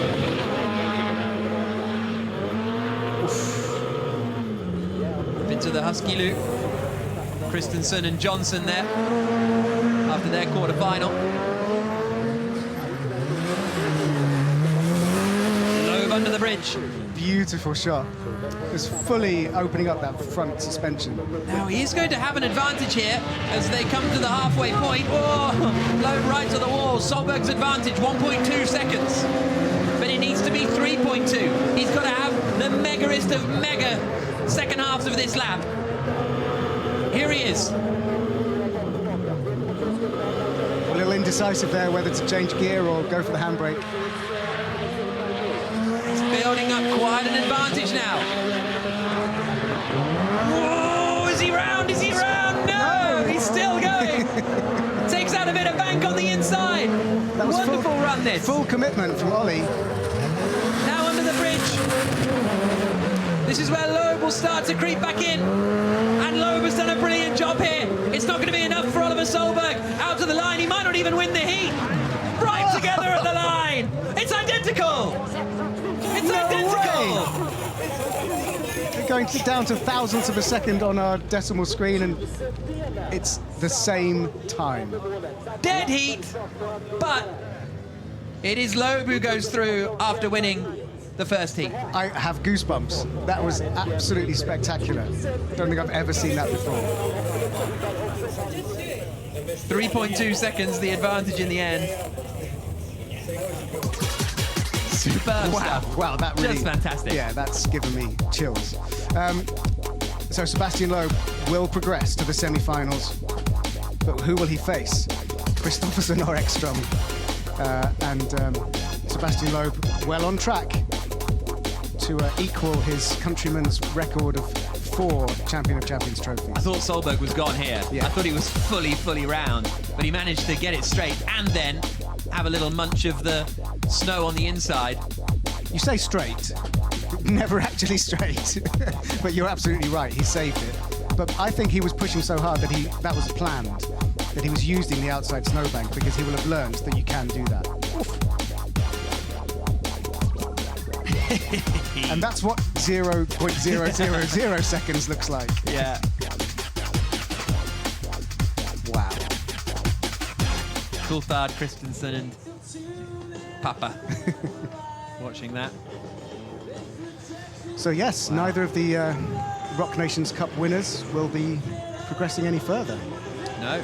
Yesterday's champions can take the rest of the day off.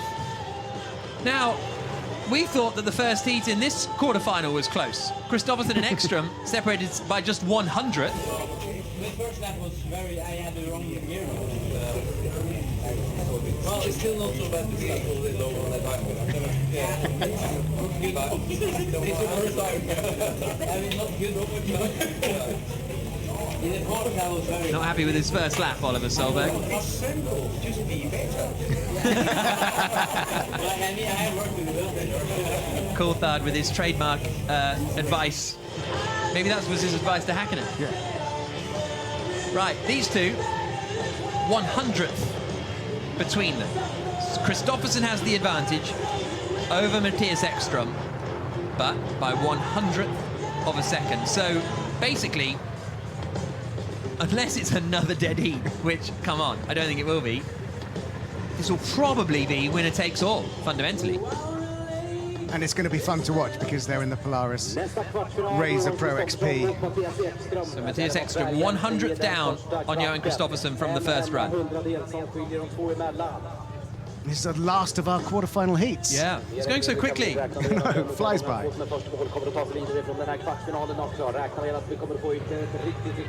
is Kristoffersson. Full concentration in the tiny side-by-side cockpit. Green light, away they go. Now, obviously, good luck telling these two apart. 2 Swedish flags, 2 black Polaris. I was kind of talking to myself there. But here they come now up through the Baltic bends, and they're chasing on the outside at the moment. I'm not sure they've got the names on the side either, so that's real great as they come up now through the long left-hander. Wow! We'll get the split at the line at least. I think that's Mattias Ekstrom there in number 9. As he now comes over the bridge. A little bit loose, it's going to be very tight at the halfway mark, but it is Kristoffersson. Okay, so it's Kristoffersson in number 9, it is Ekstrom in number 10, and it is Kristoffersson who's ahead at the moment. So Kristoffersson will be on the inside run for the remainder of this lap, and he's ahead at the moment. That is Mattias Ekstrom chasing him. 2 World Rallycross champions going head-to-head. This is a winner takes all because they were just 100th apart after the first heat. Kristoffersson is looking in a good position, but Ekstrom is coming back now, and he'll have a bit more speed coming over the bridge. Kristoffersson underneath the bridge. Gets on the power, we're in for another close one. Ekstrom's looking good. I think Ekstrom's got this. Right together towards the line, but it is going to be the checkered flag for Mattias Ekstrom. He lost the first heat. He wins the second by half a second, and that is enough to send him through to the semi-final to face Sebastian Loeb. And 2 people who've been very successful at Race of Champions historically, Mattias and Sebastian. And there's not many people in the world who can say they've beaten Johan Kristoffersson fair and square on track. Yeah. So, chapeau to Mattias. The 2016 World Rallycross champion. Ooh.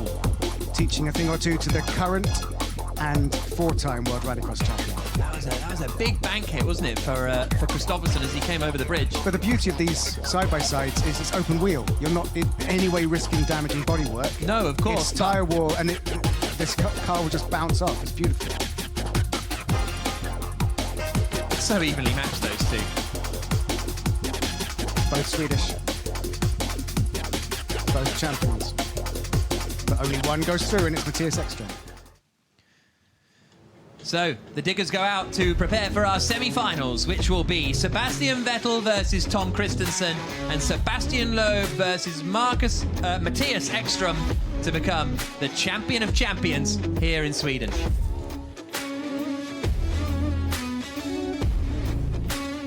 Now, the semi-finals will be best of 3. So the times now won't matter anymore. It'll just be a case of best of 3. First driver to win 2 wins. And if you do win 2, then we don't run the 3rd race. Vettel versus Kristensen. Loeb versus Ekström. Well, we saw some fantastic racing with Oliver Solberg and Sebastian Loeb in the quarterfinals. Let's go down and join Molly. Oliver, that was quite incredible. A dead heat in that second race against Loeb. Very exciting. It was very exciting. I did a terrible job in the Porsche. I didn't think the grip was that high. It was the first time I tried the car on that track, actually. So, yeah, very difficult. But again, in the lights, it was a good one. We had a big fight, and to be dead equal, I mean, how is that possible? So, amazing first time on the Race of Champions to do this, and yeah, to win yesterday and then to do a good job today. It was a great weekend. And I'm sure you've looked up to Sebastian Loeb for very many years. Just a little bit. What's it like to be racing against him out here? It's amazing. He's so cool, you know, and just calm, and he knows he's the best. So it's just really cool. And yeah, he's just very helpful and nice, and it's super friendly. What was his comment to you after the race? I don't know. You know, typical French. that was a great impression. Yeah. Have you got any other impressions? There are no other impressions in French. But sum it up. Sum up your Race of Champions experience. It's been mind-blowing, to be honest. It was yesterday, by winning it with my dad, it's first of all just crazy. And then today I knew it was going to be tough. I had a very good run in the buggy this morning, and then, as I said, a terrible run in the Porsche. So I know where I have to improve for next year. And it's just been an honor to be here, meet all these great drivers and drivers I look up to. So it's been a fantastic weekend. Thank you very much, Oliver. Thank you. Brilliant to see him. You can see, though, he is disappointed. To be beaten by Sebastian Loeb, there's no shame in that. Some donuts happening there on the Baltic Sea. It's got to be Terry Grant digging a hole in the ice to go fishing in later. Yep, absolutely. He said that when he does the donuts, sometimes the sort of front right, as we're looking at, just digs down and takes a good chunk out of the ice. Some fantastic action out there from Terry Grant. I'm super excited about these semi-finals. Yeah. It's going to be very entertaining. Such a big part of this, Terry Grant does a lot of work to help the drivers and to design the track.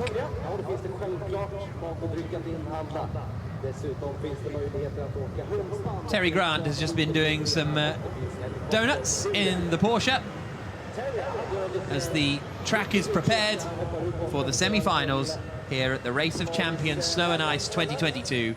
Neil Cole alongside myself, Jack Nichols, as we get ready for the final 3 matches to decide the champion. Mattias Ekström on the right-hand side, still very much in the competition. Johan Kristoffersson very much out of the competition. But let's catch up with Mattias, shall we, as he goes through to the semi-finals. Mattias, very close battles today between you and your former very tough competitor in the World Rallycross Championship, Johan Kristoffersson. Tell us about what it's been like. Yeah, I mean, the battle in the rallycross car, I was expecting a close battle because I know Johan is not famous for making mistakes, and I also normally don't do many, so there was 100th difference. I think it's quite impressive. Then we all knew the guy who is max attack and not dropping the ball, making any small mistake will win. And I think Johan had a little one before the bridge on his first lap. So when I came on that place and I saw the snow, I knew, yeah, I think I might have this. And then over the jump, I saw like, oh, a tiny bit. So no, it's always great to race against Johan. He's such a talented driver, and it's always an honor to race with good guys. So. And in the semi-final with Sebastian Loeb, who you have beaten before in the rallycross track, can you beat him again? I think we can beat anyone if circumstances are right. But I have to say the Porsche here is a real challenge, and then it's the rallycross light car. So he knows both of them cars really good. He drove them in the previous run, and I had the RX2 and the Polaris. So I think he has slight advantage in terms of the car we drive. He drove already, so I will have to be in my A game and no mistakes now, that's for sure. Good luck. Thank you. Thank you. Well, great to hear from Matthias Ekstrom. Also entertaining to watch Terry Grant try and make himself physically sick. Spinning that Polaris around with donuts. You get full marks from the Winter Olympics committee for that. Yes, figure skating, yeah.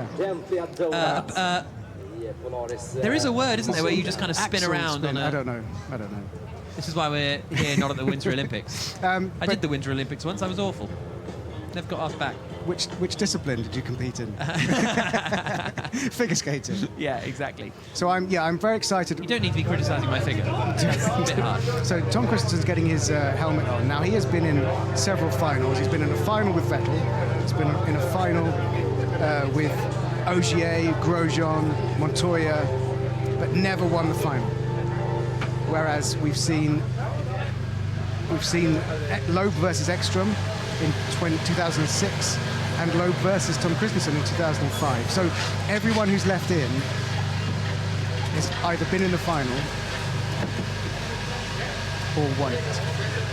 And this is why there are rookies every year and there are different drivers, but sort of the cream always rises, doesn't it? And that's not to discredit any of the drivers who are out of the competition, but it's remarkable how consistently these drivers make it into the latter stages. Tom Christensen, the 9-time Le Mans winner, getting settled into the electric rallycross car before heading out onto the track to face Sebastian Vettel. Straps, belts going in. No. Please. There is Vettel. Final checks complete. Doors to manual. Cross check. 4-time Formula One world champion Sebastian Vettel from 2010 to 2013 for the Red Bull squad.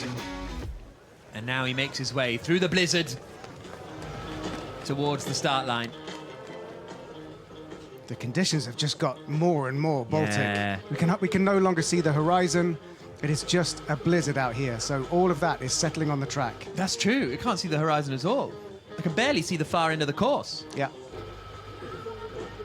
That's probably why Tom's put his glasses on, even though they are steaming up.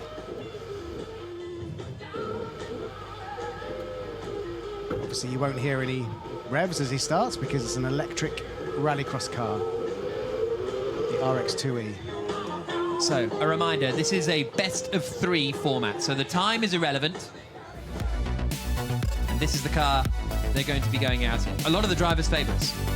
Yeah, I mean, it's fundamentally, a lot of it's exactly the same as the RX Supercar Lite, except the powertrain is electric, so you've got the battery in there. Still got a hydraulic handbrake. You've still got to throw it around. Deep studs to keep it stuck to the ice. But it's all about learning how to judge the throttle.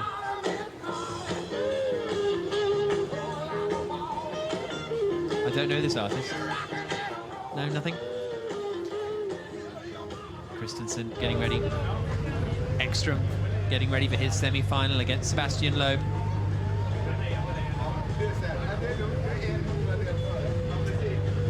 The cars are now making their way towards the start line. This is where we're at. Vettel beat Herta, Christensen beat Johnson. And they're now fighting for a place in the final. Loeb beat Solberg, both of them. Ekstrom beat Kristoffersson. They are fighting it out for a place in the final. So, best of 3, first of 2 wins, so it might not necessarily have a third heat. Christensen pulls up in position.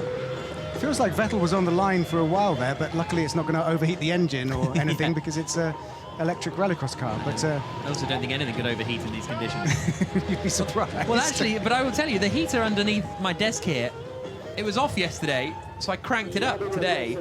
It's really warm. My shins are on fire. Semi-final, Heat 1. Tom Christensen against Sebastian Vettel. The Dane versus the German. Best of 3. Away we go, down towards the first corner. Vettel on the inside in the grey. On the outside is Christensen. A little bit twitchy in the midpoint of that double apex long outside right left-hander for Tom Christensen. He had to adjust mid-corner, which is never ideal. You'll notice with the more rallycross and rally style off-roaders, they can kind of do that in one smooth transition. This is also to determine who is the best. Oh, is that slowing? Is that slowing Christensen? On the exit of it is. Yes. Christensen's slowing down. Disaster. Tom Christensen's going to lose this heat. And the red light is on. Vettel across the line. He won't know until he passes Tom that he doesn't have to push anymore because the times are irrelevant. But yeah, the electric rallycross car appears to have died.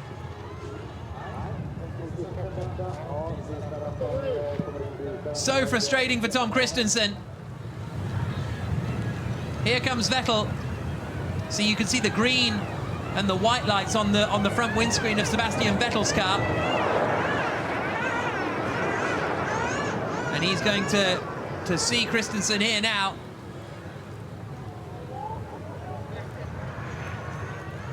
He's going to carry on. So he's going to win the heat. Yeah, so that's the first he'll know that he's got this heat in the bag. Yeah. Across the line comes Vettel. Checkered flag falls.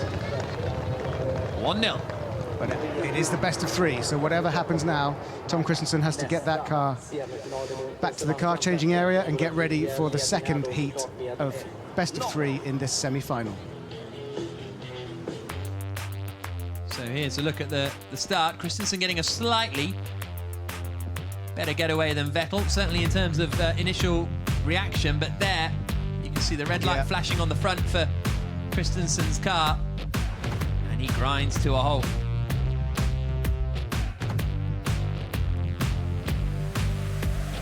That is so frustrating. Still got one more chance, though. Absolutely. In fact, 2 more chances. Indeed. If he wins the next heat, he's still in the competition. Apparently that song before says Dominic was Creedence Clearwater Revival. Oh, I should have known that. My dad would not be happy with me for not knowing that. Yeah.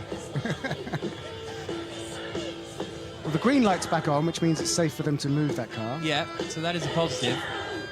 Still not going anywhere, though. No. Well, we will be moving on to the next semi-final soon. But you could see how frustrating that was. You know, all of the bonhomie, Helio being chill, but they really want to win. Yeah, exactly. It's all a bit of fun until you can win. Molly. Are you doing the ice bath again tonight? Not sure. You just had a question if you're doing the ice bath. You didn't enjoy it the first time? Or? Well, I did, and I came back last night. Did 2 trips through, so I feel like I'm a regular now. Oh, yeah. It's something you have to continue doing. Perhaps think not where so. you live, or No, I would take a lot of effort to pull it off, but it's quite exhilarating. I had no idea it was that exhilarating. you were knocked out in the quarterfinal today, unfortunately. But how was it up until that point? It was good. I've really been the slowest in the Polaris, so I wasn't surprised to be beat there, although I thought I had a good lap. And then in the rally car, had a decent lap, was able to win, but too much of a time deficit to transfer. So part of the race here. I'm excited to be here and root on everybody for the finals. Yeah, what do you think of the excitement that's building now before we get to the finals of this race today? It's a good atmosphere, isn't it? It's a great atmosphere, and what does it for me is every time I drive by the grandstands in the race car and just see how excited the fans are, the clapping, the thumbs up. A big thank you to everyone for coming out here and supporting us. And who's your money on? I guess probably Ekstrom at this point, I would think. Why is that? He's won a lot of these, and he actually was nice enough to get me in a car on Wednesday when I arrived. So I'm rooting for him for multiple reasons. Oh, very cool. Yeah. Thank you very much, Thank Jimmy. You. Jimmy Johnson there. Having a lovely time. Now, I think they have cleared Tom Christensen's car, and as a result, Sebastian Loeb is making his way towards the line. 3 times the champion of champions here at the Race of Champions.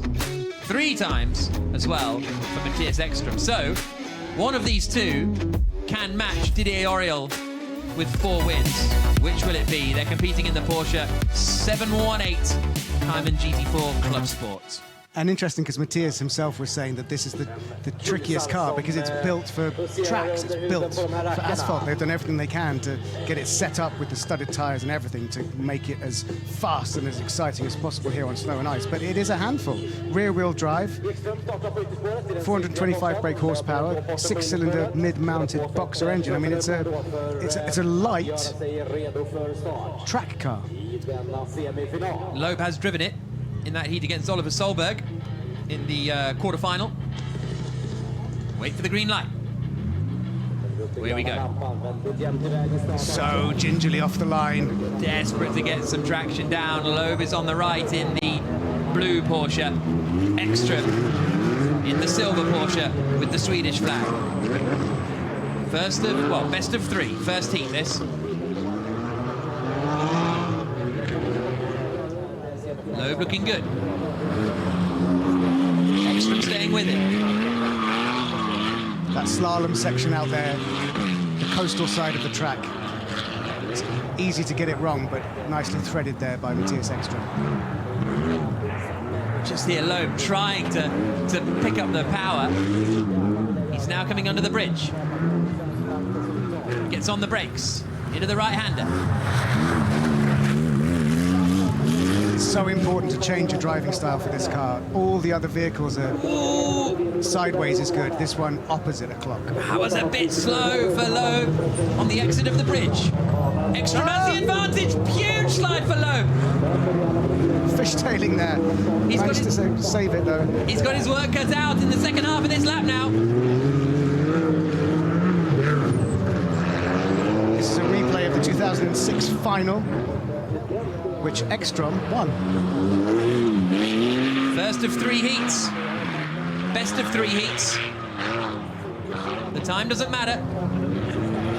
Try telling that to one of these two. Well, the time doesn't matter. But fundamentally, that big mistake for Loeb, if it does cost him time, it won't be too bad. That's not great from Ekström coming through the Husky loop.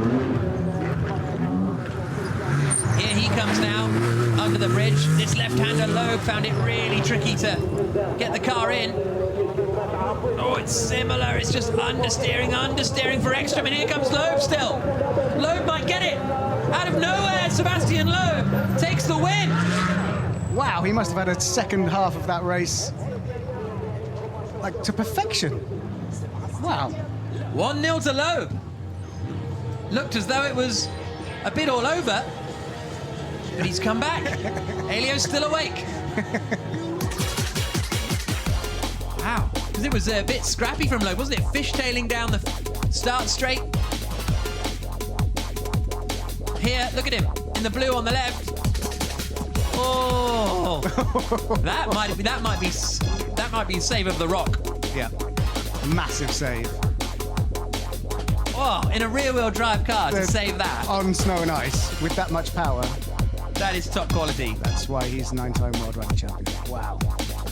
The reflexes to know exactly what to do in that situation in a millisecond it takes to not spin it. Fantastic. Wow, okay. This is Motorhead. Yes, obviously. I'm aware of this one. The 4 of clubs. Is this your card? There's Sebastian Vettel making his way to the line for the second semi-final between he and Mr. Le Mans, Tom Christensen. Let's have a look at the big screen. There is Ekström and Loeb. I don't know. Yes. That was a bit. Oh, it's quite tight. Yeah, but 1.2 is quite a lot for you, me to you. Yeah, but I did always well with the Porsche. So now we will have some other one. I don't know which one, but I don't. I think we have a rallycross. I don't know which one. Okay. But one more try. Lovely banter. And I can answer that question. They were in the RX Supercar Light, so they've got the internal combustion engine. So, next up, we're going to have Christensen versus Vettel. But first, we'll go down to the car change area. Molly. Emma looking super chilled in the driver's lounge. How are you enjoying the racing? I'm really enjoying it. And the lights are out. It's good. You know, awesome racing. Yeah, it's so fun to watch. Really enjoyable. I enjoyed it today too. Like taking the challenge, coming here in a very, very short notice. No practice at all. Never driven any rally cars or anything like that. So it's like, it has been a wonderful experience, to be honest. I had super fun. And up against Vettel in that race today. Yeah, exactly. And now he's there already. Like, he's done so good job. I'm proud of him. And yeah, it was good to face him already then. And yeah. It doesn't matter to, you know, lose to him. He's done an amazing job. So. And now that we're getting to the sort of the business end of today, who's your money on? Exactly. Well, that, you know, Loeb or Ekstrom, it looks really tight, and it's going to be so interesting. I think, you know, the victor is going to go for a rally driver. Yeah. Thank you very much. Thanks. Emma Kymäläinen there, who faced Sebastian Vettel in the round of 16, knocked out by the German. So interesting to get her perspective that the circuit racers, she feels are at a disadvantage, and she should know. Sebastian Vettel 1-0 up against Tom Christensen. If Vettel wins this heat, he goes through to the final. If Christensen wins, we have a decider. There's no time maths for me to get caught out by. Away we go, down into the first corner. Vettel on the left, Christensen on the right. Christensen was hustling that off the line. I love it. Already the suspension is bouncing in a straight line. Absolutely spectacular. On board with Vettel.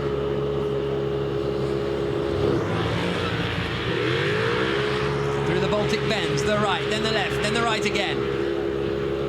It's a great angle to see just how hard he's working at the wheel and how much that the Polaris Razor dips. Christensen ahead at the moment, but he had the inside run. Now he's going to come underneath the bridge, and that'll give Vettel the opportunity to get ahead. And I think Vettel is going to be ahead at the halfway mark. Fires it across the line with quite a big advantage here, Sebastian Vettel. And he'll know that as well, having come across the line and being able to see how far back Tom is, and having driven past him on the previous race with Tom's mechanical failure. 3.3 seconds ahead at the line, Vettel. But Christensen will be on the, in theory, quicker side of the course now, especially at the final few corners in the bridge section. But Vettel's advantage is pretty big.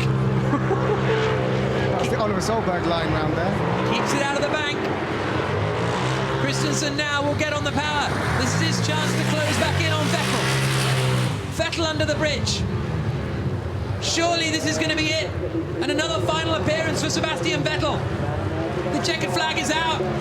Vettel is in the final. A 2-0 win against Tom Christensen. Beats him by 2 seconds. Sebastian Vettel, the best track racer out there. Christensen losing out in the semis. Shame for Tom, but I think Vettel proved the quicker on the day. Superb performance from Vettel. I love the way the passengers are, they're either holding on for dear life or pretending that they're driving.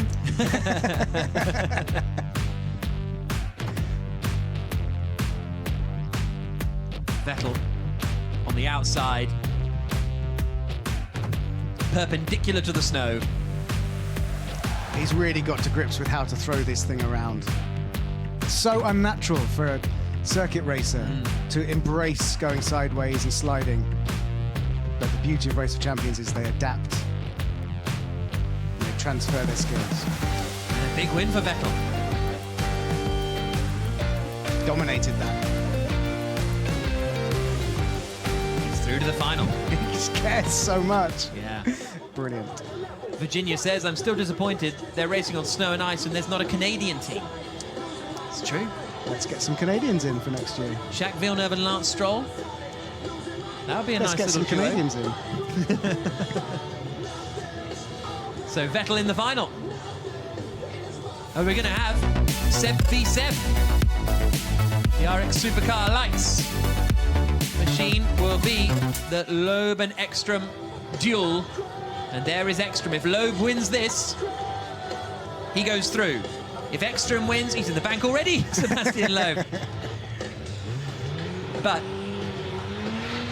if he wins, he goes through to the final to face Sebastian Vettel. If Ekstrom wins, we have one more run. So normally you do a little launch there as a tyre cleaning from the pre-grid to the grid. Right. But that's just going to put more snow, you know, that's going to bring snow into the studs and tyres. And it's nothing to do with getting heat into the tyres. It's just, I guess, a practice launch on this occasion. Maybe it did disperse some snow from the studs. But it's going to get packed with snow very quickly in the grooves of those tyres. And the studs digging in. Loeb 1, Matthias Ekstrom 0. If Loeb wins, he's through to the final. Ekstrom's got to win to stay in the competition. The Swedes on the right-hand side, in the orange. The Frenchman is on the outside in the black. Oh, wow! Beautiful. Wow! Superb from Ekstrom. But these are machines that they are very comfortable in. You know, they both raced in the World Rallycross Championship. So this is an absolute masterclass in how to do this. Ekstrom ahead at the moment, but Loeb will close in a little as they come over the bridge. Snow really coming down now. It's a blizzard out there. So close to the inside, it's unbelievable precision from Ekstrom, but Loeb is going to be ahead at the halfway mark. Kicks up a huge snow plow. Ekstrom trying to get the power down and get as much speed down the straight as possible. 0.7 of a second between them. Loeb now a little ahead after going through the first few corners, but the advantage will come back towards Ekstrom over the bridge. They look like they have about the same distance between them as they did previously. Loeb up through the gears. Down through the gears, under the bridge, tucks it in. This is going to be so tight. Maybe Ekstrom has the advantage. Ekstrom over the bridge. Yes, I think this is Ekstrom's. To the line. Ekstrom makes it 1-1. We're going to a decider. And the margin is bigger than Heat 1, and that was the source of the banter between... And Sebastian Loeb was gracious enough to say, I know I'm quick in the Porsche, but next is the Rallycross car, and that's proved to be wise, because Ekstrom, in the end, dominated that. 2-second margin. 1-1. We get a decider between these two. Look at that at turn 2. I just adored that. Adored it.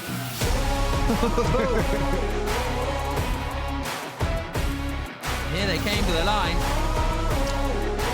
So they should be in the cars that look the same as this, handle the same as this, but sound completely different. The RX2E cars next. So Rallycross heritage for both of them, and Rallycross cars to decide who makes it through to the final to face Sebastian Vettel.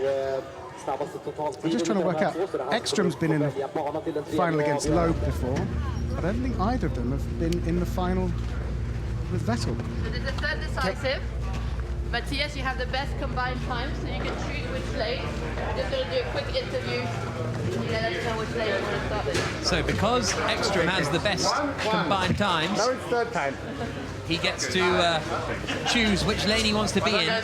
for the final. So, third decisive, Matthias? So the time was important. Yeah. Ultimately, because if they go to the decider, they get to choose their favourite lane.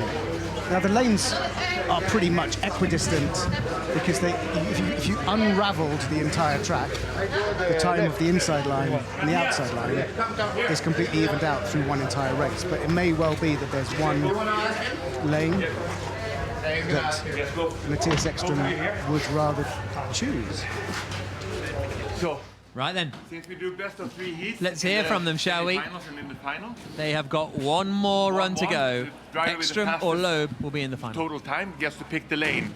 And I think Matthias is the one with the fastest time. So you get to pick the lane. Okay, Matthias, you have to choose which lane you would like to do in the Actually, third. I don't know which is the fastest, but I felt the left one was good now, so I take the one I was best on. So which one is it, inside or outside? Inside. Okay. Inside. Okay. Good luck. I take the right one. Very good.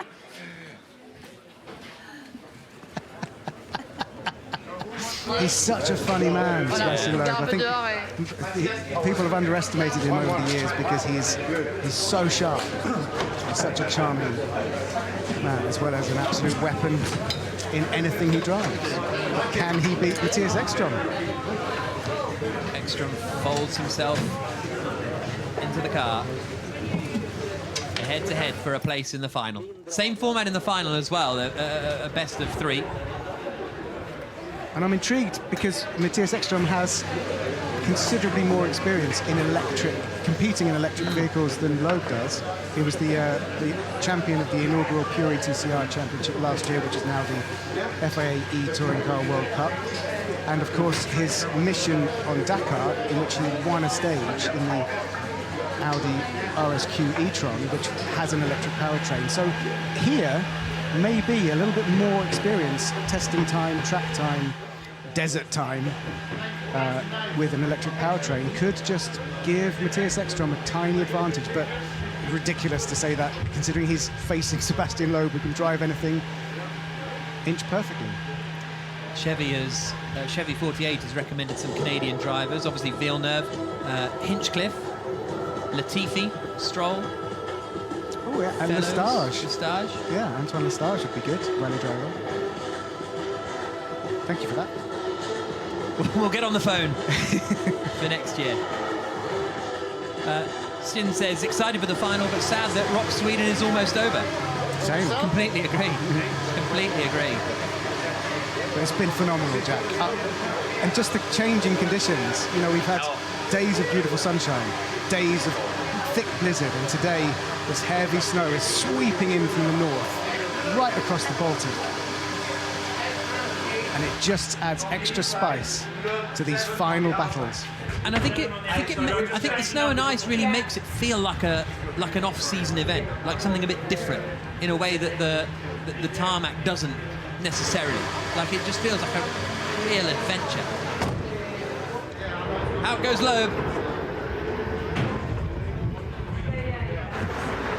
In the RX2E, followed by Matthias Ekström. Ekström saying, I don't know which lane is faster, but that one was all right. Yeah, you're going to pick the one, superstitiously, the one you just won on, aren't you? Yeah. So it's our first decider of the semi-finals. Our first proper decider of the day. Yeah, really. we had one sort of in all but name in the quarterfinals when Kristoffersen and Ekström were separated by 100th, so it was basically a decider, but it's our first literal one. Black Sabbath. Had a bit of Papa Roach earlier. Yeah. It's very hardcore here, isn't it? I love it. It's very Swedish. Yeah. It's fantastic stuff. All metal, all the time. I'm very excited for this. Ekström versus Loeb. See, I can't... the only thing that can separate these for me is the familiarity with an electric powertrain. That's the only thing that I can think. Because they've both raced against each other in Rallycross. Both got such multidiscipline skill. Both won Race of Champions 3 times. Sebastian Loeb. 9-time World Rally Champion, 3 times Race of Champions winner. The same is true of Ekstrom. One of them will get to go for the 4th to match Didier Auriol. They'll have to beat Vettel to do it.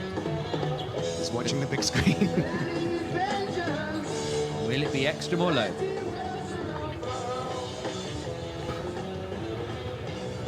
Just having a bit of track preparation at the moment is what they're waiting for. Done an amazing job, not only to get us on the big track for today, but also to keep on top of it in these incredibly snowy conditions. There you can see it. Massive shout out to the organisers and the people who prepared this track, because if you didn't watch yesterday, there's a Baltic tidal storm basically rose 30 centimetres through the track. Yeah. And yet we still continue to have an incredible event, the Rock Nations Cup yesterday, and now we're really stretching our legs around the full track today. So yes, chapeau to everyone who's made this possible. Great team. Lena says, never watched any races apart from F1, but this Rock Sweden is exciting. Let's go Seb. Both Sebs. Yeah, we could have an all Seb final. Beards covered in snow is the order of the day. Grimaces are the order of the day. But they're hardy. Regretting life choices is the order of the day, but they are being rewarded with one of the best motorsport competitions around. You can see as we look at it there, on the right-hand side is beach. We've gone away now, but then in the middle part, you see that's where the sort of sea begins. And the outside sweepers here are on the frozen Baltic Sea. It's just phenomenal. Right, there goes Ekstrom. Tightens the belts. Blink 182. These won't blink for the 182 seconds that they're driving around the track. Exactly. It'll come down to all the small things coming together for these two drivers. The loser will be thinking, say it ain't so. Stop. Okay, I'm going to stop. Practice launch coming up. There we go. Tyre cleaning, practice launch. But the studs are already full of snow. TSX, I'm just making sure that he's happy with the car, because of course, once you pull up to the start line, if you have any issue with the car, it's too late to flag it up to the marshals. I'm a bit nervous. Yeah, me too. This is like intense stuff. The snow piling down at Pite Havsbad, about 15 minutes outside the beautiful little town of Pitya. An hour flight north of Stockholm. And Matthias Ekstrom and Sebastian Loeb are in the semi-final tiebreak. One of them will face Sebastian Vettel in the final. Wait for the green light.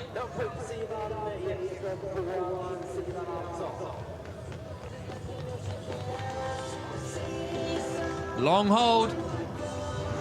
There we go. Looked like a better start from Loeb. Swings it into the first corner. Loeb has been so quick through turn 1 there, because usually the inside car gets a bit more of an advantage. Okay, he does to turn 2, Ekstrom, and starts to extend it.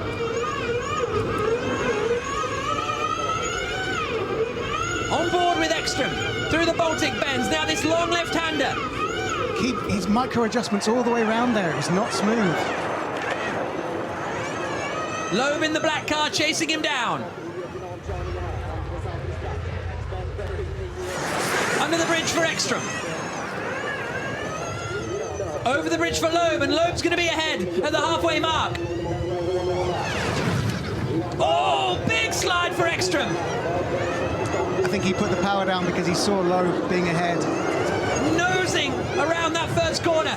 Big advantage for Sebastian Loeb. The blizzard is coming in off the Baltic. Ekstrom wrestling with the car, but Loeb's advantage now is very big.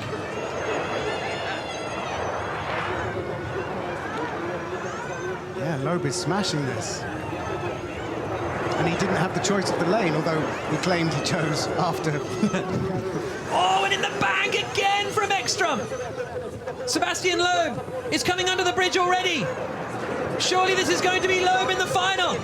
Oh, he's getting very sideways out of the final turn. Checker flag falls. Loeb is through. beats Matthias Ekström by 1.7 seconds. And Sebastian Loeb will face Sebastian Vettel in the final as he looks for his 4th Race of Champions win. The man is on fire, he just doesn't stop. We saw what it meant to him to win Monte Carlo a couple of weekends back. But that, to see him fist pumping in the car, it still really matters. Disappointment for Matthias Ekström. Couldn't quite bring it together in the RX2E car, which means I was wrong. Look how quick Loeb was through that drift. first corner, unbelievable. Just a beautiful shot of the two of them drifting into turn 1. Absolutely beautiful. That was a bit of a moment there for Ekström coming out of that final corner. And then this, I think this is where he fully nosed in, coming through the loop there. Yeah, you can see the front starting to kick up the snow as it goes all over the windscreen.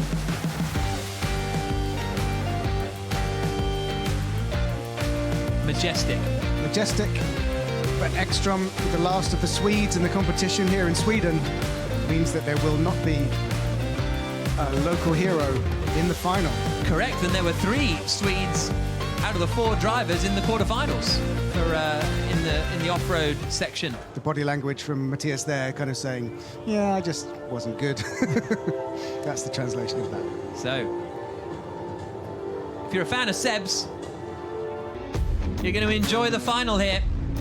Sebastian Vettel and Sebastian Loeb head-to-head on the frozen Baltic Sea to win the Race of Champions 2022.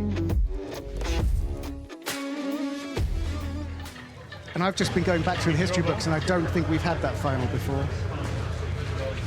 They've both been in the final, they've both won it, but we've not had the double Seb final. Wow, tremendous stuff. Let's get down to Molly just before we go to the final.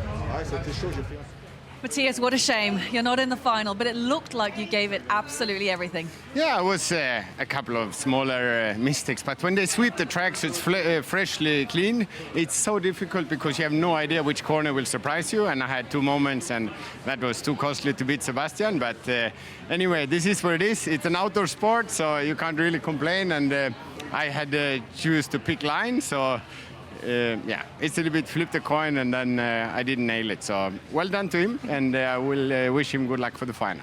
You all talk about it being fun and games, but when you get down to the semi-finals, trying to get into the final, how serious is it then?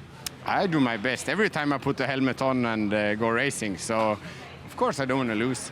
Sebastian and me, we have been battling on the rallycross tracks lately now in Dakar. So I know he's a fair competitor, but I think he knows that I will not give you anything for free as well. So for sure, it's nice to come this far, but when you're so close, you also want to go all the way. But it's where it is. I'm not disappointed in terms of angry, but for sure frustration, you know, so close. But there will come more chances, hopefully.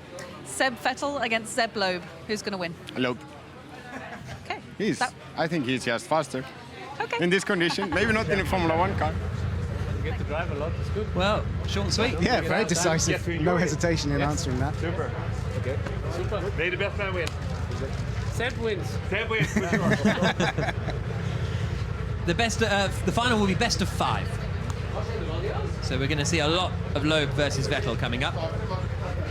Dane Kitness says, as an Australian, I've never been more confused about the fact that there's crowds in this weather. Interesting, I can see that Loeb's wearing his Dakar gloves from when he was driving the Pro Drive BRX Hunter in the deserts of Saudi Arabia just a few weeks back, before he then went to Monte Carlo and taught all the young guns a lesson or two. And of course, the conditions in Monte, you know, there was snow and ice, like here. And he was, if I remember correctly, I think Sebastian Loeb was the first non-Scandinavian ever to win Swedish rally. So he has pedigree in these conditions, notwithstanding the fact that he's made it through to the final against that man. Their first names are spelled differently. Loeb is Sebastian, Vettel Sebastian. But apart from that, still 2 Sebs. Sebastian Vettel straps his helmet on, getting ready for the first heat in the final of the Race of Champions Snow and Ice. He's got to beat one of the best there is on Snow and Ice, Sebastian Loeb. It's best of 5. The first driver to win 3 heats wins Rock 2022. What a brilliant event it has been. So much fun, such an adventure. Sebastian Vettel, he's gone for a run every morning in shorts and a t-shirt. Yeah, and got an ice beard in the process each time. Absolute craziness. But they've all just loved every minute of being here. Ice baths. Final will be best of 5 heats.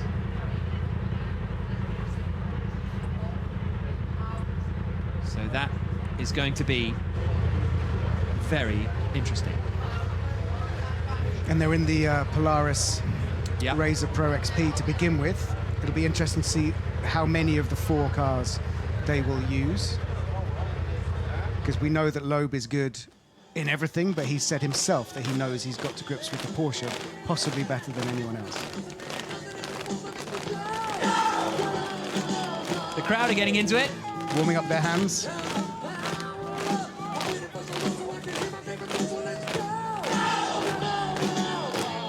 Everyone at home, clap along. Yeah. I'm very excited about this. I don't know what the music is though. I think it's a famous Swedish okay. band. I don't know many famous Swedish bands. Oh, halfway through that, I obviously remembered ABBA. ABBA and a band called Baskery are my only 2 Swedish bands that I know. The drummer from ABBA, The Hives, had a brief Formula 1 appearance. Really? Career, yeah. And it was sponsored by ABBA. Really? Yeah, 100% true. There is Sebastian Vettel making his way to the start line, and there is Sebastian Loeb. Slim Borgud raced in 1981 and 1982. 81 he raced for ATS, scored a point, finished 6th in the 1981 British Grand Prix, which was won by John Watson, I think. Anyway, that was then. Interesting there that Sebastian Loeb unbuckled his belts to adjust his seat slightly further forward.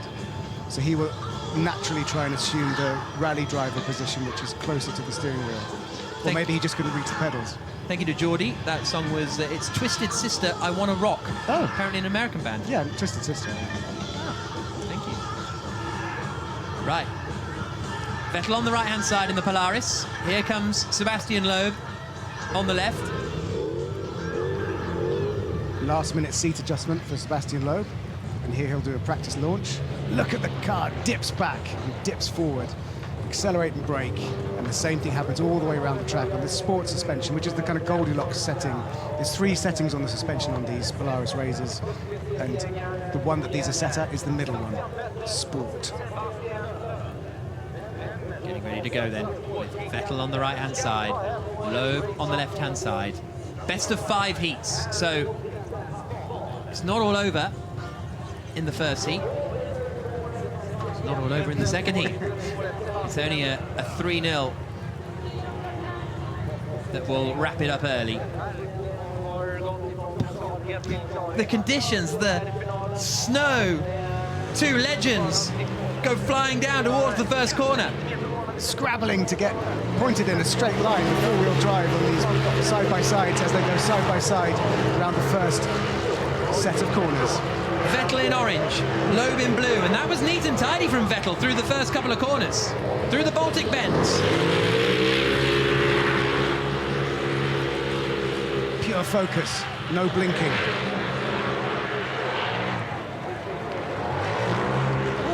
Sideways there from Vettel. It was like unsettled as he went on the transition from sea to beach. Unsettled from Vettel. Listening to heavy metal. Under the bridge.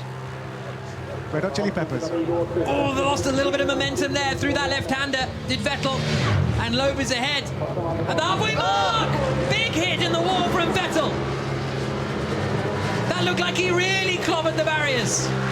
Like that would be a grind in the snowboarding in the Winter Olympics. Loeb 2.6 seconds ahead. At the halfway point. Look at the concentration in Vettel's eyes. The suspension travel and the studs digging in. He's so cool and calm. Gets on the power again. Down towards the bridge. Vettel's quite a long way back here. He's going to get the quicker run over the bridge, though. Loeb through the left. Keeps it neat and tidy. Vettel's going to be there or thereabouts. But crucially, it's Sebastian Loeb who goes 1-0 up. Looking for his 4th victory in the race of champions, Sebastian Loeb.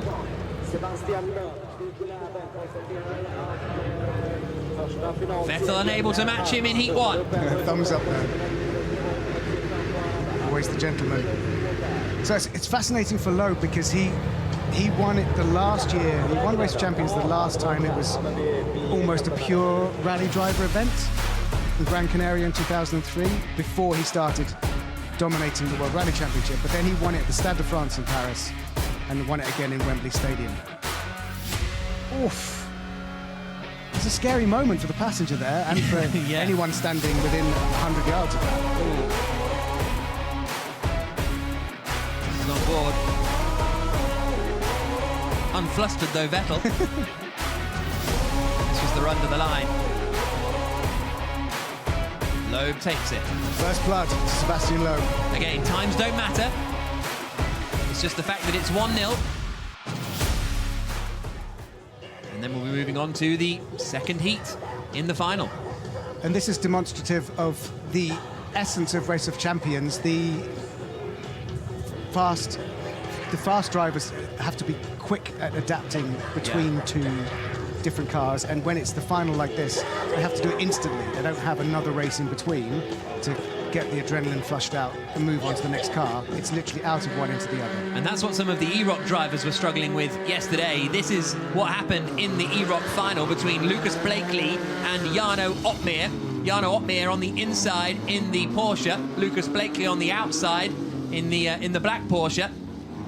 And they too, like in the real world, had to be so tentative and careful with the rear-wheel drive machines. And as you can see, this track built in Assetto Corsa, pretty much identical to the real track that we've been racing on. And it was such an intense competition. Lucas Blakely on the top on the left-hand side. Jarno Opmeer on the bottom. Opmeer, 21-year-old Dutchman, 2 times F1 Esports world champion in the last 2 seasons. Lucas Blakely pushed him hard last season in F1 Esports, finished 3rd in the standings. But Blakely was 5.6 seconds ahead at the halfway mark. Really did an impressive job. Had to get up at 2 a.m. on Thursday morning to fly from Glasgow down to Amsterdam, Amsterdam up to Stockholm, and then Stockholm up to Luleå, and then an hour or so drive here, so a bit of a trek. But he really was in a superb performance. And let's not forget, Blakely, after winning this, after finishing second in this, ended up beating Sebastian Vettel in real life yesterday. Transitioning skills from the sim world to the real world. And so this was there was a qualifiers to get to this point, the world final. And so many people entered, qualified, and we had the world final where 4 drivers raced against each other, including James Baldwin, the previous reigning E-Rock champion. And this was a straight race between them, but they were also judged on their skills out on track and given points by Petter Solberg, Oliver Solberg and Terry Grant. So it had to be a combination of their virtual racing and their real racing. And then yesterday they competed as Team E-Rock All-Stars, and they ended up losing to Germany, but Blakely beat Sebastian Vettel, as I say, but then Schumacher beat Opmeer, Vettel beat Opmeer, and then Mick Schumacher beat Lucas Blakely. This was the second run between them in the Porsches, and Jarno Opmeer was looking strong, out ahead. And he didn't qualify, actually, Jarno Opmeer, for the final. There was a vote of which sim racer should join, and being a very popular man on social media, Jarno Opmeer. He won that vote on overtake.gg. And he made it count. Blakely was really frustrated with his run in the final, made too many silly errors, felt he only had himself to blame. Because here came Jarno Opmeer out of the final couple of corners, out towards the line. And it was very, very close at the end, just a 1/10 of a second between them. But Jarno Opmeer won the E-Rock World Final of 2022. Next up, we've got heat number 2 in the real world final at Race of Champions, Snow and Ice. That's Vettel. He's 1-0 down after being beaten in the Polaris by Sebastian Loeb. Loeb 1-0 up. He'll be on the right, Vettel on the left. Heat 2 begins now. Bouncing in the rutted snow and ice down that start-finish straight. It's like trying to drive on tram tracks. Oh, that's deep in from Vettel into turn 2. Gets on the power now. He can see Loeb ahead. He can chase Loeb ahead. But he also knows the rallying and rallycross pedigree that Loeb has. This is a car he's much more familiar with than Vettel.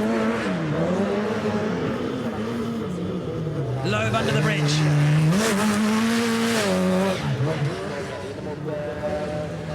Love the sound of that RX supercar lights engine. Oh, Vettel's quite close as they come across the line. He might be ahead of the halfway mark. Not quite. But there's only 2/10 between them. Vettel now on the inside lane. He'll pull ahead, but then Loeb will get that advantage back at the bridge. On board with Vettel. He'll now swing it left. Doesn't look like he's quite as far ahead as Loeb was at this point on the previous turn. A little tap of the right rear on the snowbank for Loeb. It's all going to come down to this. Vettel's ahead as he comes under the bridge. But how much speed is Loeb going to be able to take? Slides out the rear. Loeb's going to get it again. Checker flag, 2-0. Sebastian Loeb beats Vettel by 3.6 seconds. That's a huge gap. And it's 2-0. All the pressure is on Vettel. He has to win this next heat. See, even the rallycross cars trying to get some traction. Look how close Loeb is to the inside there. And there, a little tap on the rear as well on the way into the Husky loop. What he's doing there, Loeb, is he's setting up so that he can take that sweeping Husky bend all in one smooth line. Loeb 2, Vettel 0.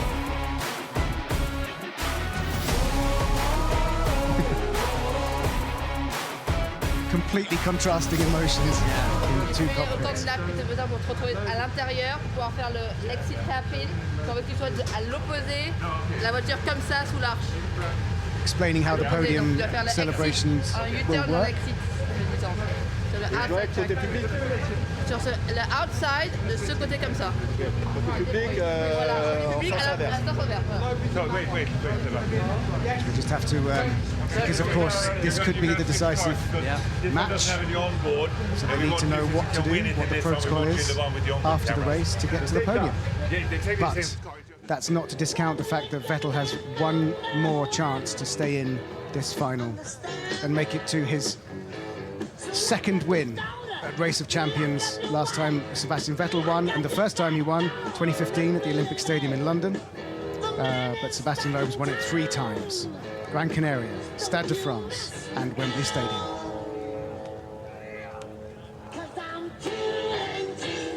F1 with me asks, is there an official playlist somewhere? Or am I going to have to make my own? This soundtrack is as good as the racing. You've got to include AC/DC on that. Yeah, absolutely. So now keep it. Because if it gets cold, it gets much worse. So better to have it on to have the heat from the and try to pull them a little bit out. Glasses advice. But put the fan on in the car. Makes big difference. In the electric car, to put the fan on to get a little bit. That's Johan Kristoffersson giving Loeb the glasses advice. Easy for me to say. Giving Loeb the glasses advice.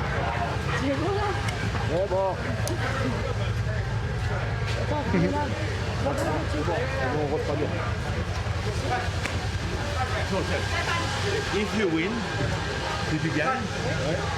So Sebastian Loeb looking for 3-0 against Sebastian Vettel. Vettel has got to win. He's saying you do the donuts celebration, and you do what you want, and then you go to the podium. So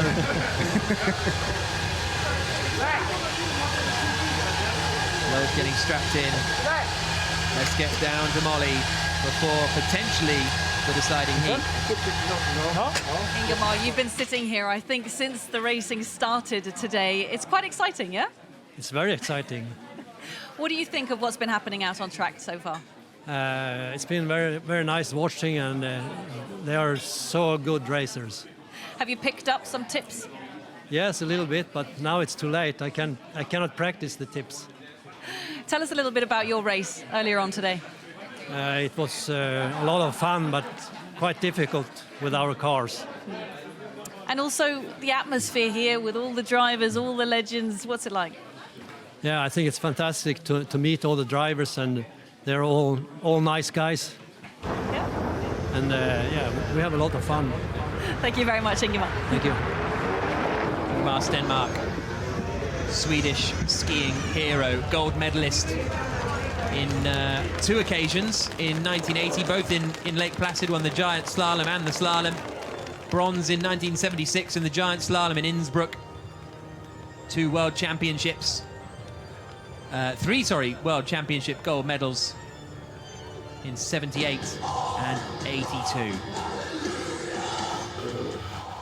Hard rock, hallelujah. What a perfectly appropriate... In fact, were they Swedish? Was this band Swedish? I can't remember their name. Won the Eurovision Song Contest. Anyway. No, Finnish, Lordi. Oh, Finnish, Lordi, yeah. Lordi, Jack. Yeah, I know. You can't be getting those mixed up around here, can we? Don't tell anyone I said that. So the advice from Johan Kristoffersson looks like it's working for Loeb for now. And Glasses aren't steaming up. Because look at the bottom right. That flapping means the fan's turned on. Yeah. All the crucial tiny details that go into making someone an absolute legend. While Seb's got, the other Seb, Vettel's got his door open to let the inside of the car remain cool and acclimatized to the outside. So Loeb pulling up to the arch.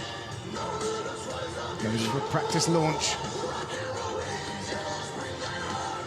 This the electric car. A win for Loeb. He's the champion. A win for Vettel. We go again. French flag on the rear of Loeb's car. The car's in drive. Vettel alongside. It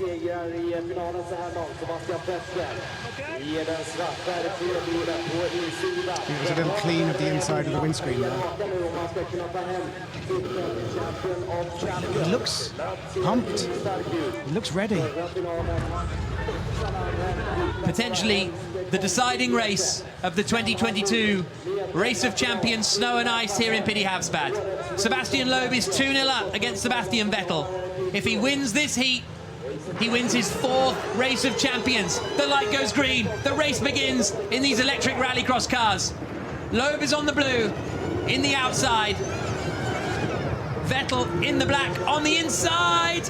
Loeb felt like he went in a bit too deep there into turn 2. That was a mistake from Loeb. It's okay to lean on the snowbanks a bit. And I know he was setting himself up for the inside of the next corner, but that was too wide. Now up into the long left-hand loop. Sebastian Vettel in the black has a reasonable advantage, but he's rubbing the snowbanks as well. This is going to be really, really close at the line. I think Loeb still might have the advantage. You can hear the studs getting in. Oh, Vettel's almost in the bridge. And Loeb now is ahead, halfway at the halfway mark. Loeb getting air coming off the bridge there, while Sebastian Vettel hitting the wall on the way through the bridge. And look at Loeb's advantage, and it's just going to grow. Oh, Vettel in the back. Covered our commentary caravan with snow from that bank clip. Oh, no, Loeb's it's Loeb off. It's Loeb off. Loeb's off. Sebastian Loeb, after looking set to win, is facing backwards on the Baltic bends. It's all coming back to Sebastian Vettel now. These two legends of motorsport pushing to the absolute limit. And we're going to go down to a fourth race. If Vettel can just keep it together. He won't know, though. He'll still be keeping the pressure on. He'll think he has to deliver an absolutely smashed time. Here comes Vettel over the bridge. It looked as though it was slipping away. Never discount Vettel. He's still in the fight. 2-1. Wow, that is a rare mistake from Sebastian Loeb. There we go. Across the line comes Loeb. A big smile on his face, a wry grin, I should suppose. Maybe he just wants to race again. Yeah. Not ready for those donuts yet. Oh, look at the slush there. Yeah. This is a massive slush puddle. Let's see what happened. What a race. Yeah, amazing. Now watch the... So the blue car is Loeb, black is Vettel. Vettel looked strong in the early stages, but then he nearly went into the bridge when he was trying to go under the bridge. Sebastian Loeb 2-1 up. That was Vettel's first hit of the snowbank.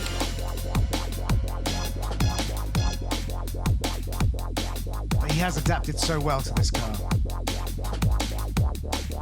This was Loeb through the long left-hander. This was Vettel coming under the bridge. Look at this. Oh, goodness me. That could have ended much worse. So then what? And this was then Vettel hitting the bank on the outside, right in front of us, up on two wheels. And then what happens with Loeb? He's coming through the Baltic bends. All looks under control. Oh! And then it isn't. Yeah, very much not. Is that the same place where Timmy Hansen went over there? I think it was. Yeah. Wow. And that was the win for Sebastian Vettel. And he'd have come across that finish line going, well, where's other Seb? Wow. This is fantastic. So I think one of the things that happened there is they got out of the internal combustion engine RX Supercar Lite, which feels very similar, but you have to treat it completely different in the electric RX2E. So I think that's what happened there. Back in the Polaris. Molly? Johan, watching this this showdown quite closely out here in the garage, and we just seen Loeb make a very rare mistake. What's your reaction to that? Yeah, I was a bit surprised. I thought that he will have this one, as Sebastian Vettel was pushing very, very hard and did some mistakes on the way. So I think Loeb was leading, but yeah, then he did rarely mistakes. So, but after that mistake, probably he won't do a mistake now for a couple of years. So he's good for now. It would be natural to say that Loeb has a small advantage on this surface and these kind of cars, but do you think also that Vettel is a bit of a wild card here? He could come forward and show something special? I think now, Vettel had a go already in the Polaris just a couple of minutes ago, so now, they are so good and so professional, these drivers, so they pick up tips and tricks very quickly, and to get back out now in the same conditions and in the same car again, he might have a chance, but of course Loeb is also very fast. Thank you very much. Thank you. So the interesting thing here is that the first heat of this final, Vettel versus Loeb, was in the Polarises, Polari, and Loeb won by 2 seconds. Yep. But Vettel has got another race in the Polaris under his belt now, after that first heat. We're in the same situation for this race now, at the Race of Champions, Snow and Ice. If Loeb wins, he is the champion. Vettel has got to win to take it to 2-all. They swing it through the first 2 corners. Loeb looking quick. Little bits of bodywork flying off the underside of these cars as they get hit by the snow and ice flying up from the suspension. Through the Baltic bends, then into this long loop. Loeb is looking good. He's almost that full corner ahead, isn't he? Vettel wrestling with the Polaris. Loeb under the bridge. Just to add a little bit of jeopardy here, it looks like the sea is actually rising a little bit again. That tidal storm is coming in, which makes that Baltic bends even more Baltic. Vettel is ahead at the halfway mark by 0.7 of a second. So it's very, very tight between them. Loeb may be losing a bit of momentum through turn 2. Now they were right together at the line, and that was after Loeb had pretty much this whole left-hand corner advantage over Vettel, and I would suggest it's not dissimilar, this advantage that Vettel has. This is going to be a real chance for Vettel to take it to a decider. Here he comes now, swings it right, under the bridge.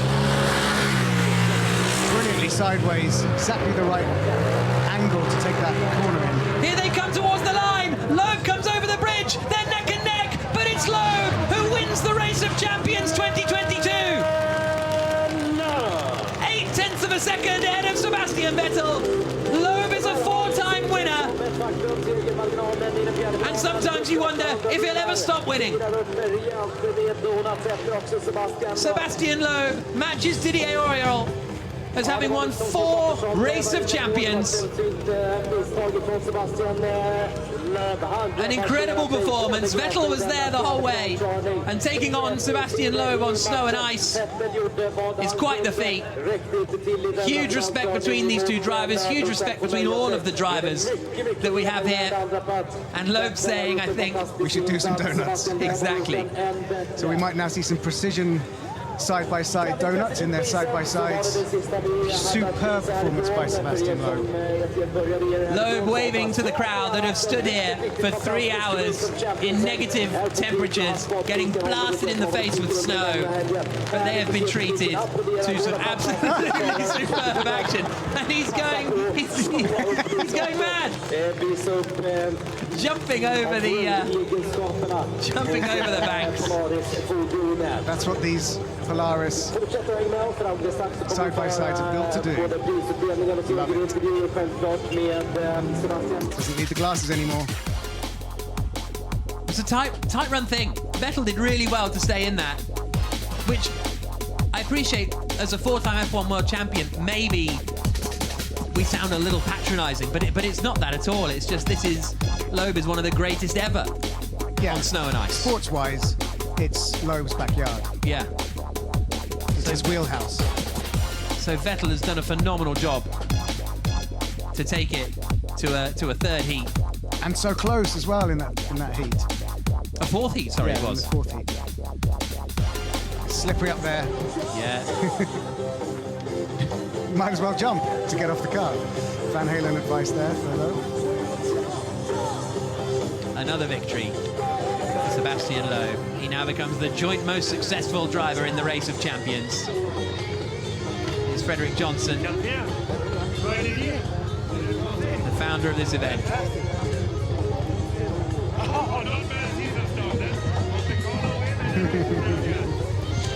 Big smile on Sebastian Loeb's face. Julien has tweeted on #RockSweden, Le Goat. Yeah.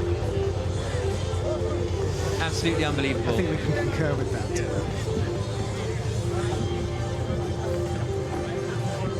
It's been quite a beginning of the year for Sebastian Loeb. Win Monte Carlo, 2nd on the Dakar, win Race of Champions, and for most motorsport the season hasn't even started I thought yet. we were in the off-season, exactly. Right, go on then, Molly. Let's hear from Sebastian Loeb, 4 times Race of Champions champion. Seb Loeb, champion of champions at the Rock Snow and Ice 2022. Yeah. You've had so much success this year, but how much does this one mean? Too fast this time. Well done, huh? Thank you. You too, Clean, man. Very good. How much does this one mean? Yeah, for sure. It means the rest of my good start of season. So second in the Dakar, victory in the Monte Carlo, and victory here in the race of champion. So yeah, for sure, I'm really happy. It's not easy for us to be here in front of all these Swedish, Norwegian guys and so on, because they are really used to that. But okay, I had a good feeling this weekend. I could find my rhythm. A nice show in the third round of the final when I lost completely the control of the car. I was also up on the barrier. Ah, yeah? That run. Yeah. And now you equal Didier's record. Yes. Great. So I don't know how long it was that I was here for the last time, but it's quite a long time. In Düsseldorf. So a long time after, still in the rhythm. So for sure, I'm happy. And Seb, good battle? Yeah, I mean, for him, yes. He was too fast. So I was, the conditions were getting trickier. It was getting more and more slippery. And I thought here and there I had a good run, but then here and then I had mistakes. So he did really well and deserved to win. So in these conditions, I think I have a bit of catching up to do. But yeah, obviously great to be out here. I really enjoyed it. So many people as well. I don't know how they withstand the conditions, the cold, but no, it's great to be here, and I hope we do come back to Sweden. Perfect. Thank you, guys. First and second in the 2022 Race of Champions, Sebastian Vettel and Sebastian Loeb. The trophies will be handed out in a moment. Thank you to all of you for tuning in around the world over the last couple of days. It's been an absolute pleasure to bring you this really entertaining competition, and ending in a snowstorm is absolutely perfect, really, isn't it? And a rare moment that encapsulates Race of Champions is Sebastian Vettel just saying to Sebastian Loeb, "You were just too fast." Yeah. It's not very often you get a racing driver just fessing up, but that's what it came down to. Getting snow in the beards. Yeah, but just photography also. I've got the snow. It's too hot. First time I use some glasses in Sweden, I get 4 bullets. Okay, let's present the Champions Trophy. It will be presented by Fredrik Jonsson, who is president and founder of Race of Champions, and that goes to Sebastian Loeb, representing France. Congratulations.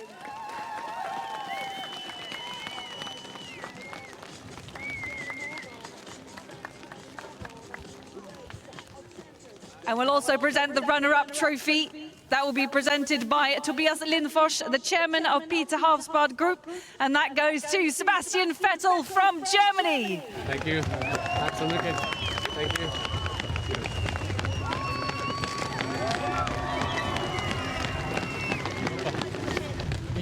Come, we go there. Wait. We have one more trophy. We have one more trophy. Yeah.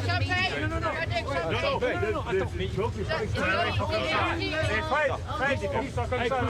Okay.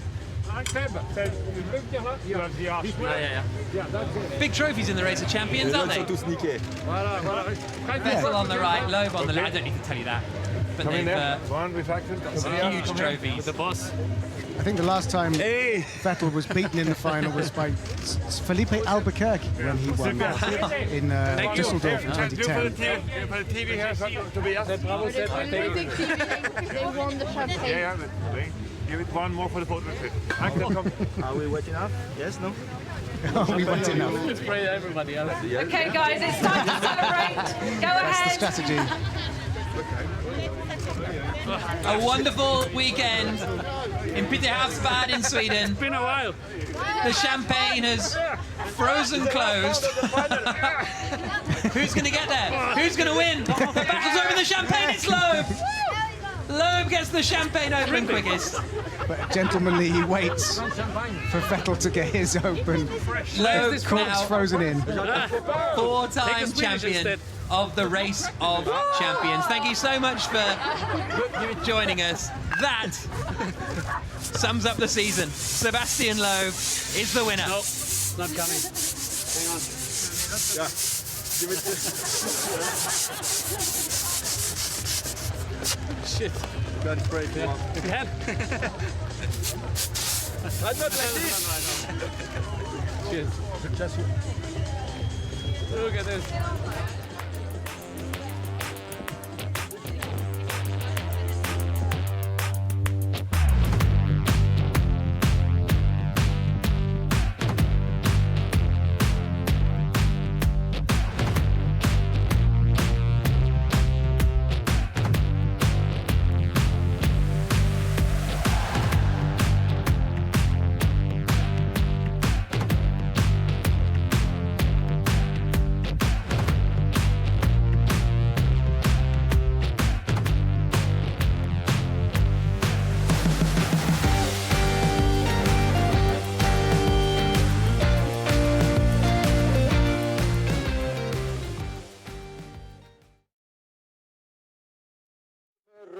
upplaga utav Race of Champions Snow+Ice här Pite Havsbad. Jag hoppas att vi syns här nästa år igen när vi kommer att göra en ny upplaga. Fortsätt ha en riktigt underbar helg. Tack så mycket här uppe från Stigkronet. Christian Holmud signar nu ut.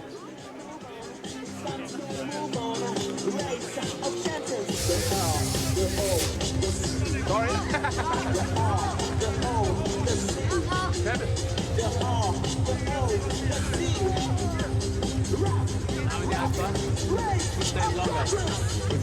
Ice bath.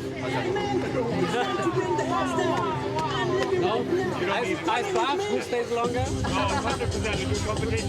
Rematch? Just see somebody win. Can you give them a shot of camera, please? A different stuff. Daniel, I think he means that. Can you give them a shot?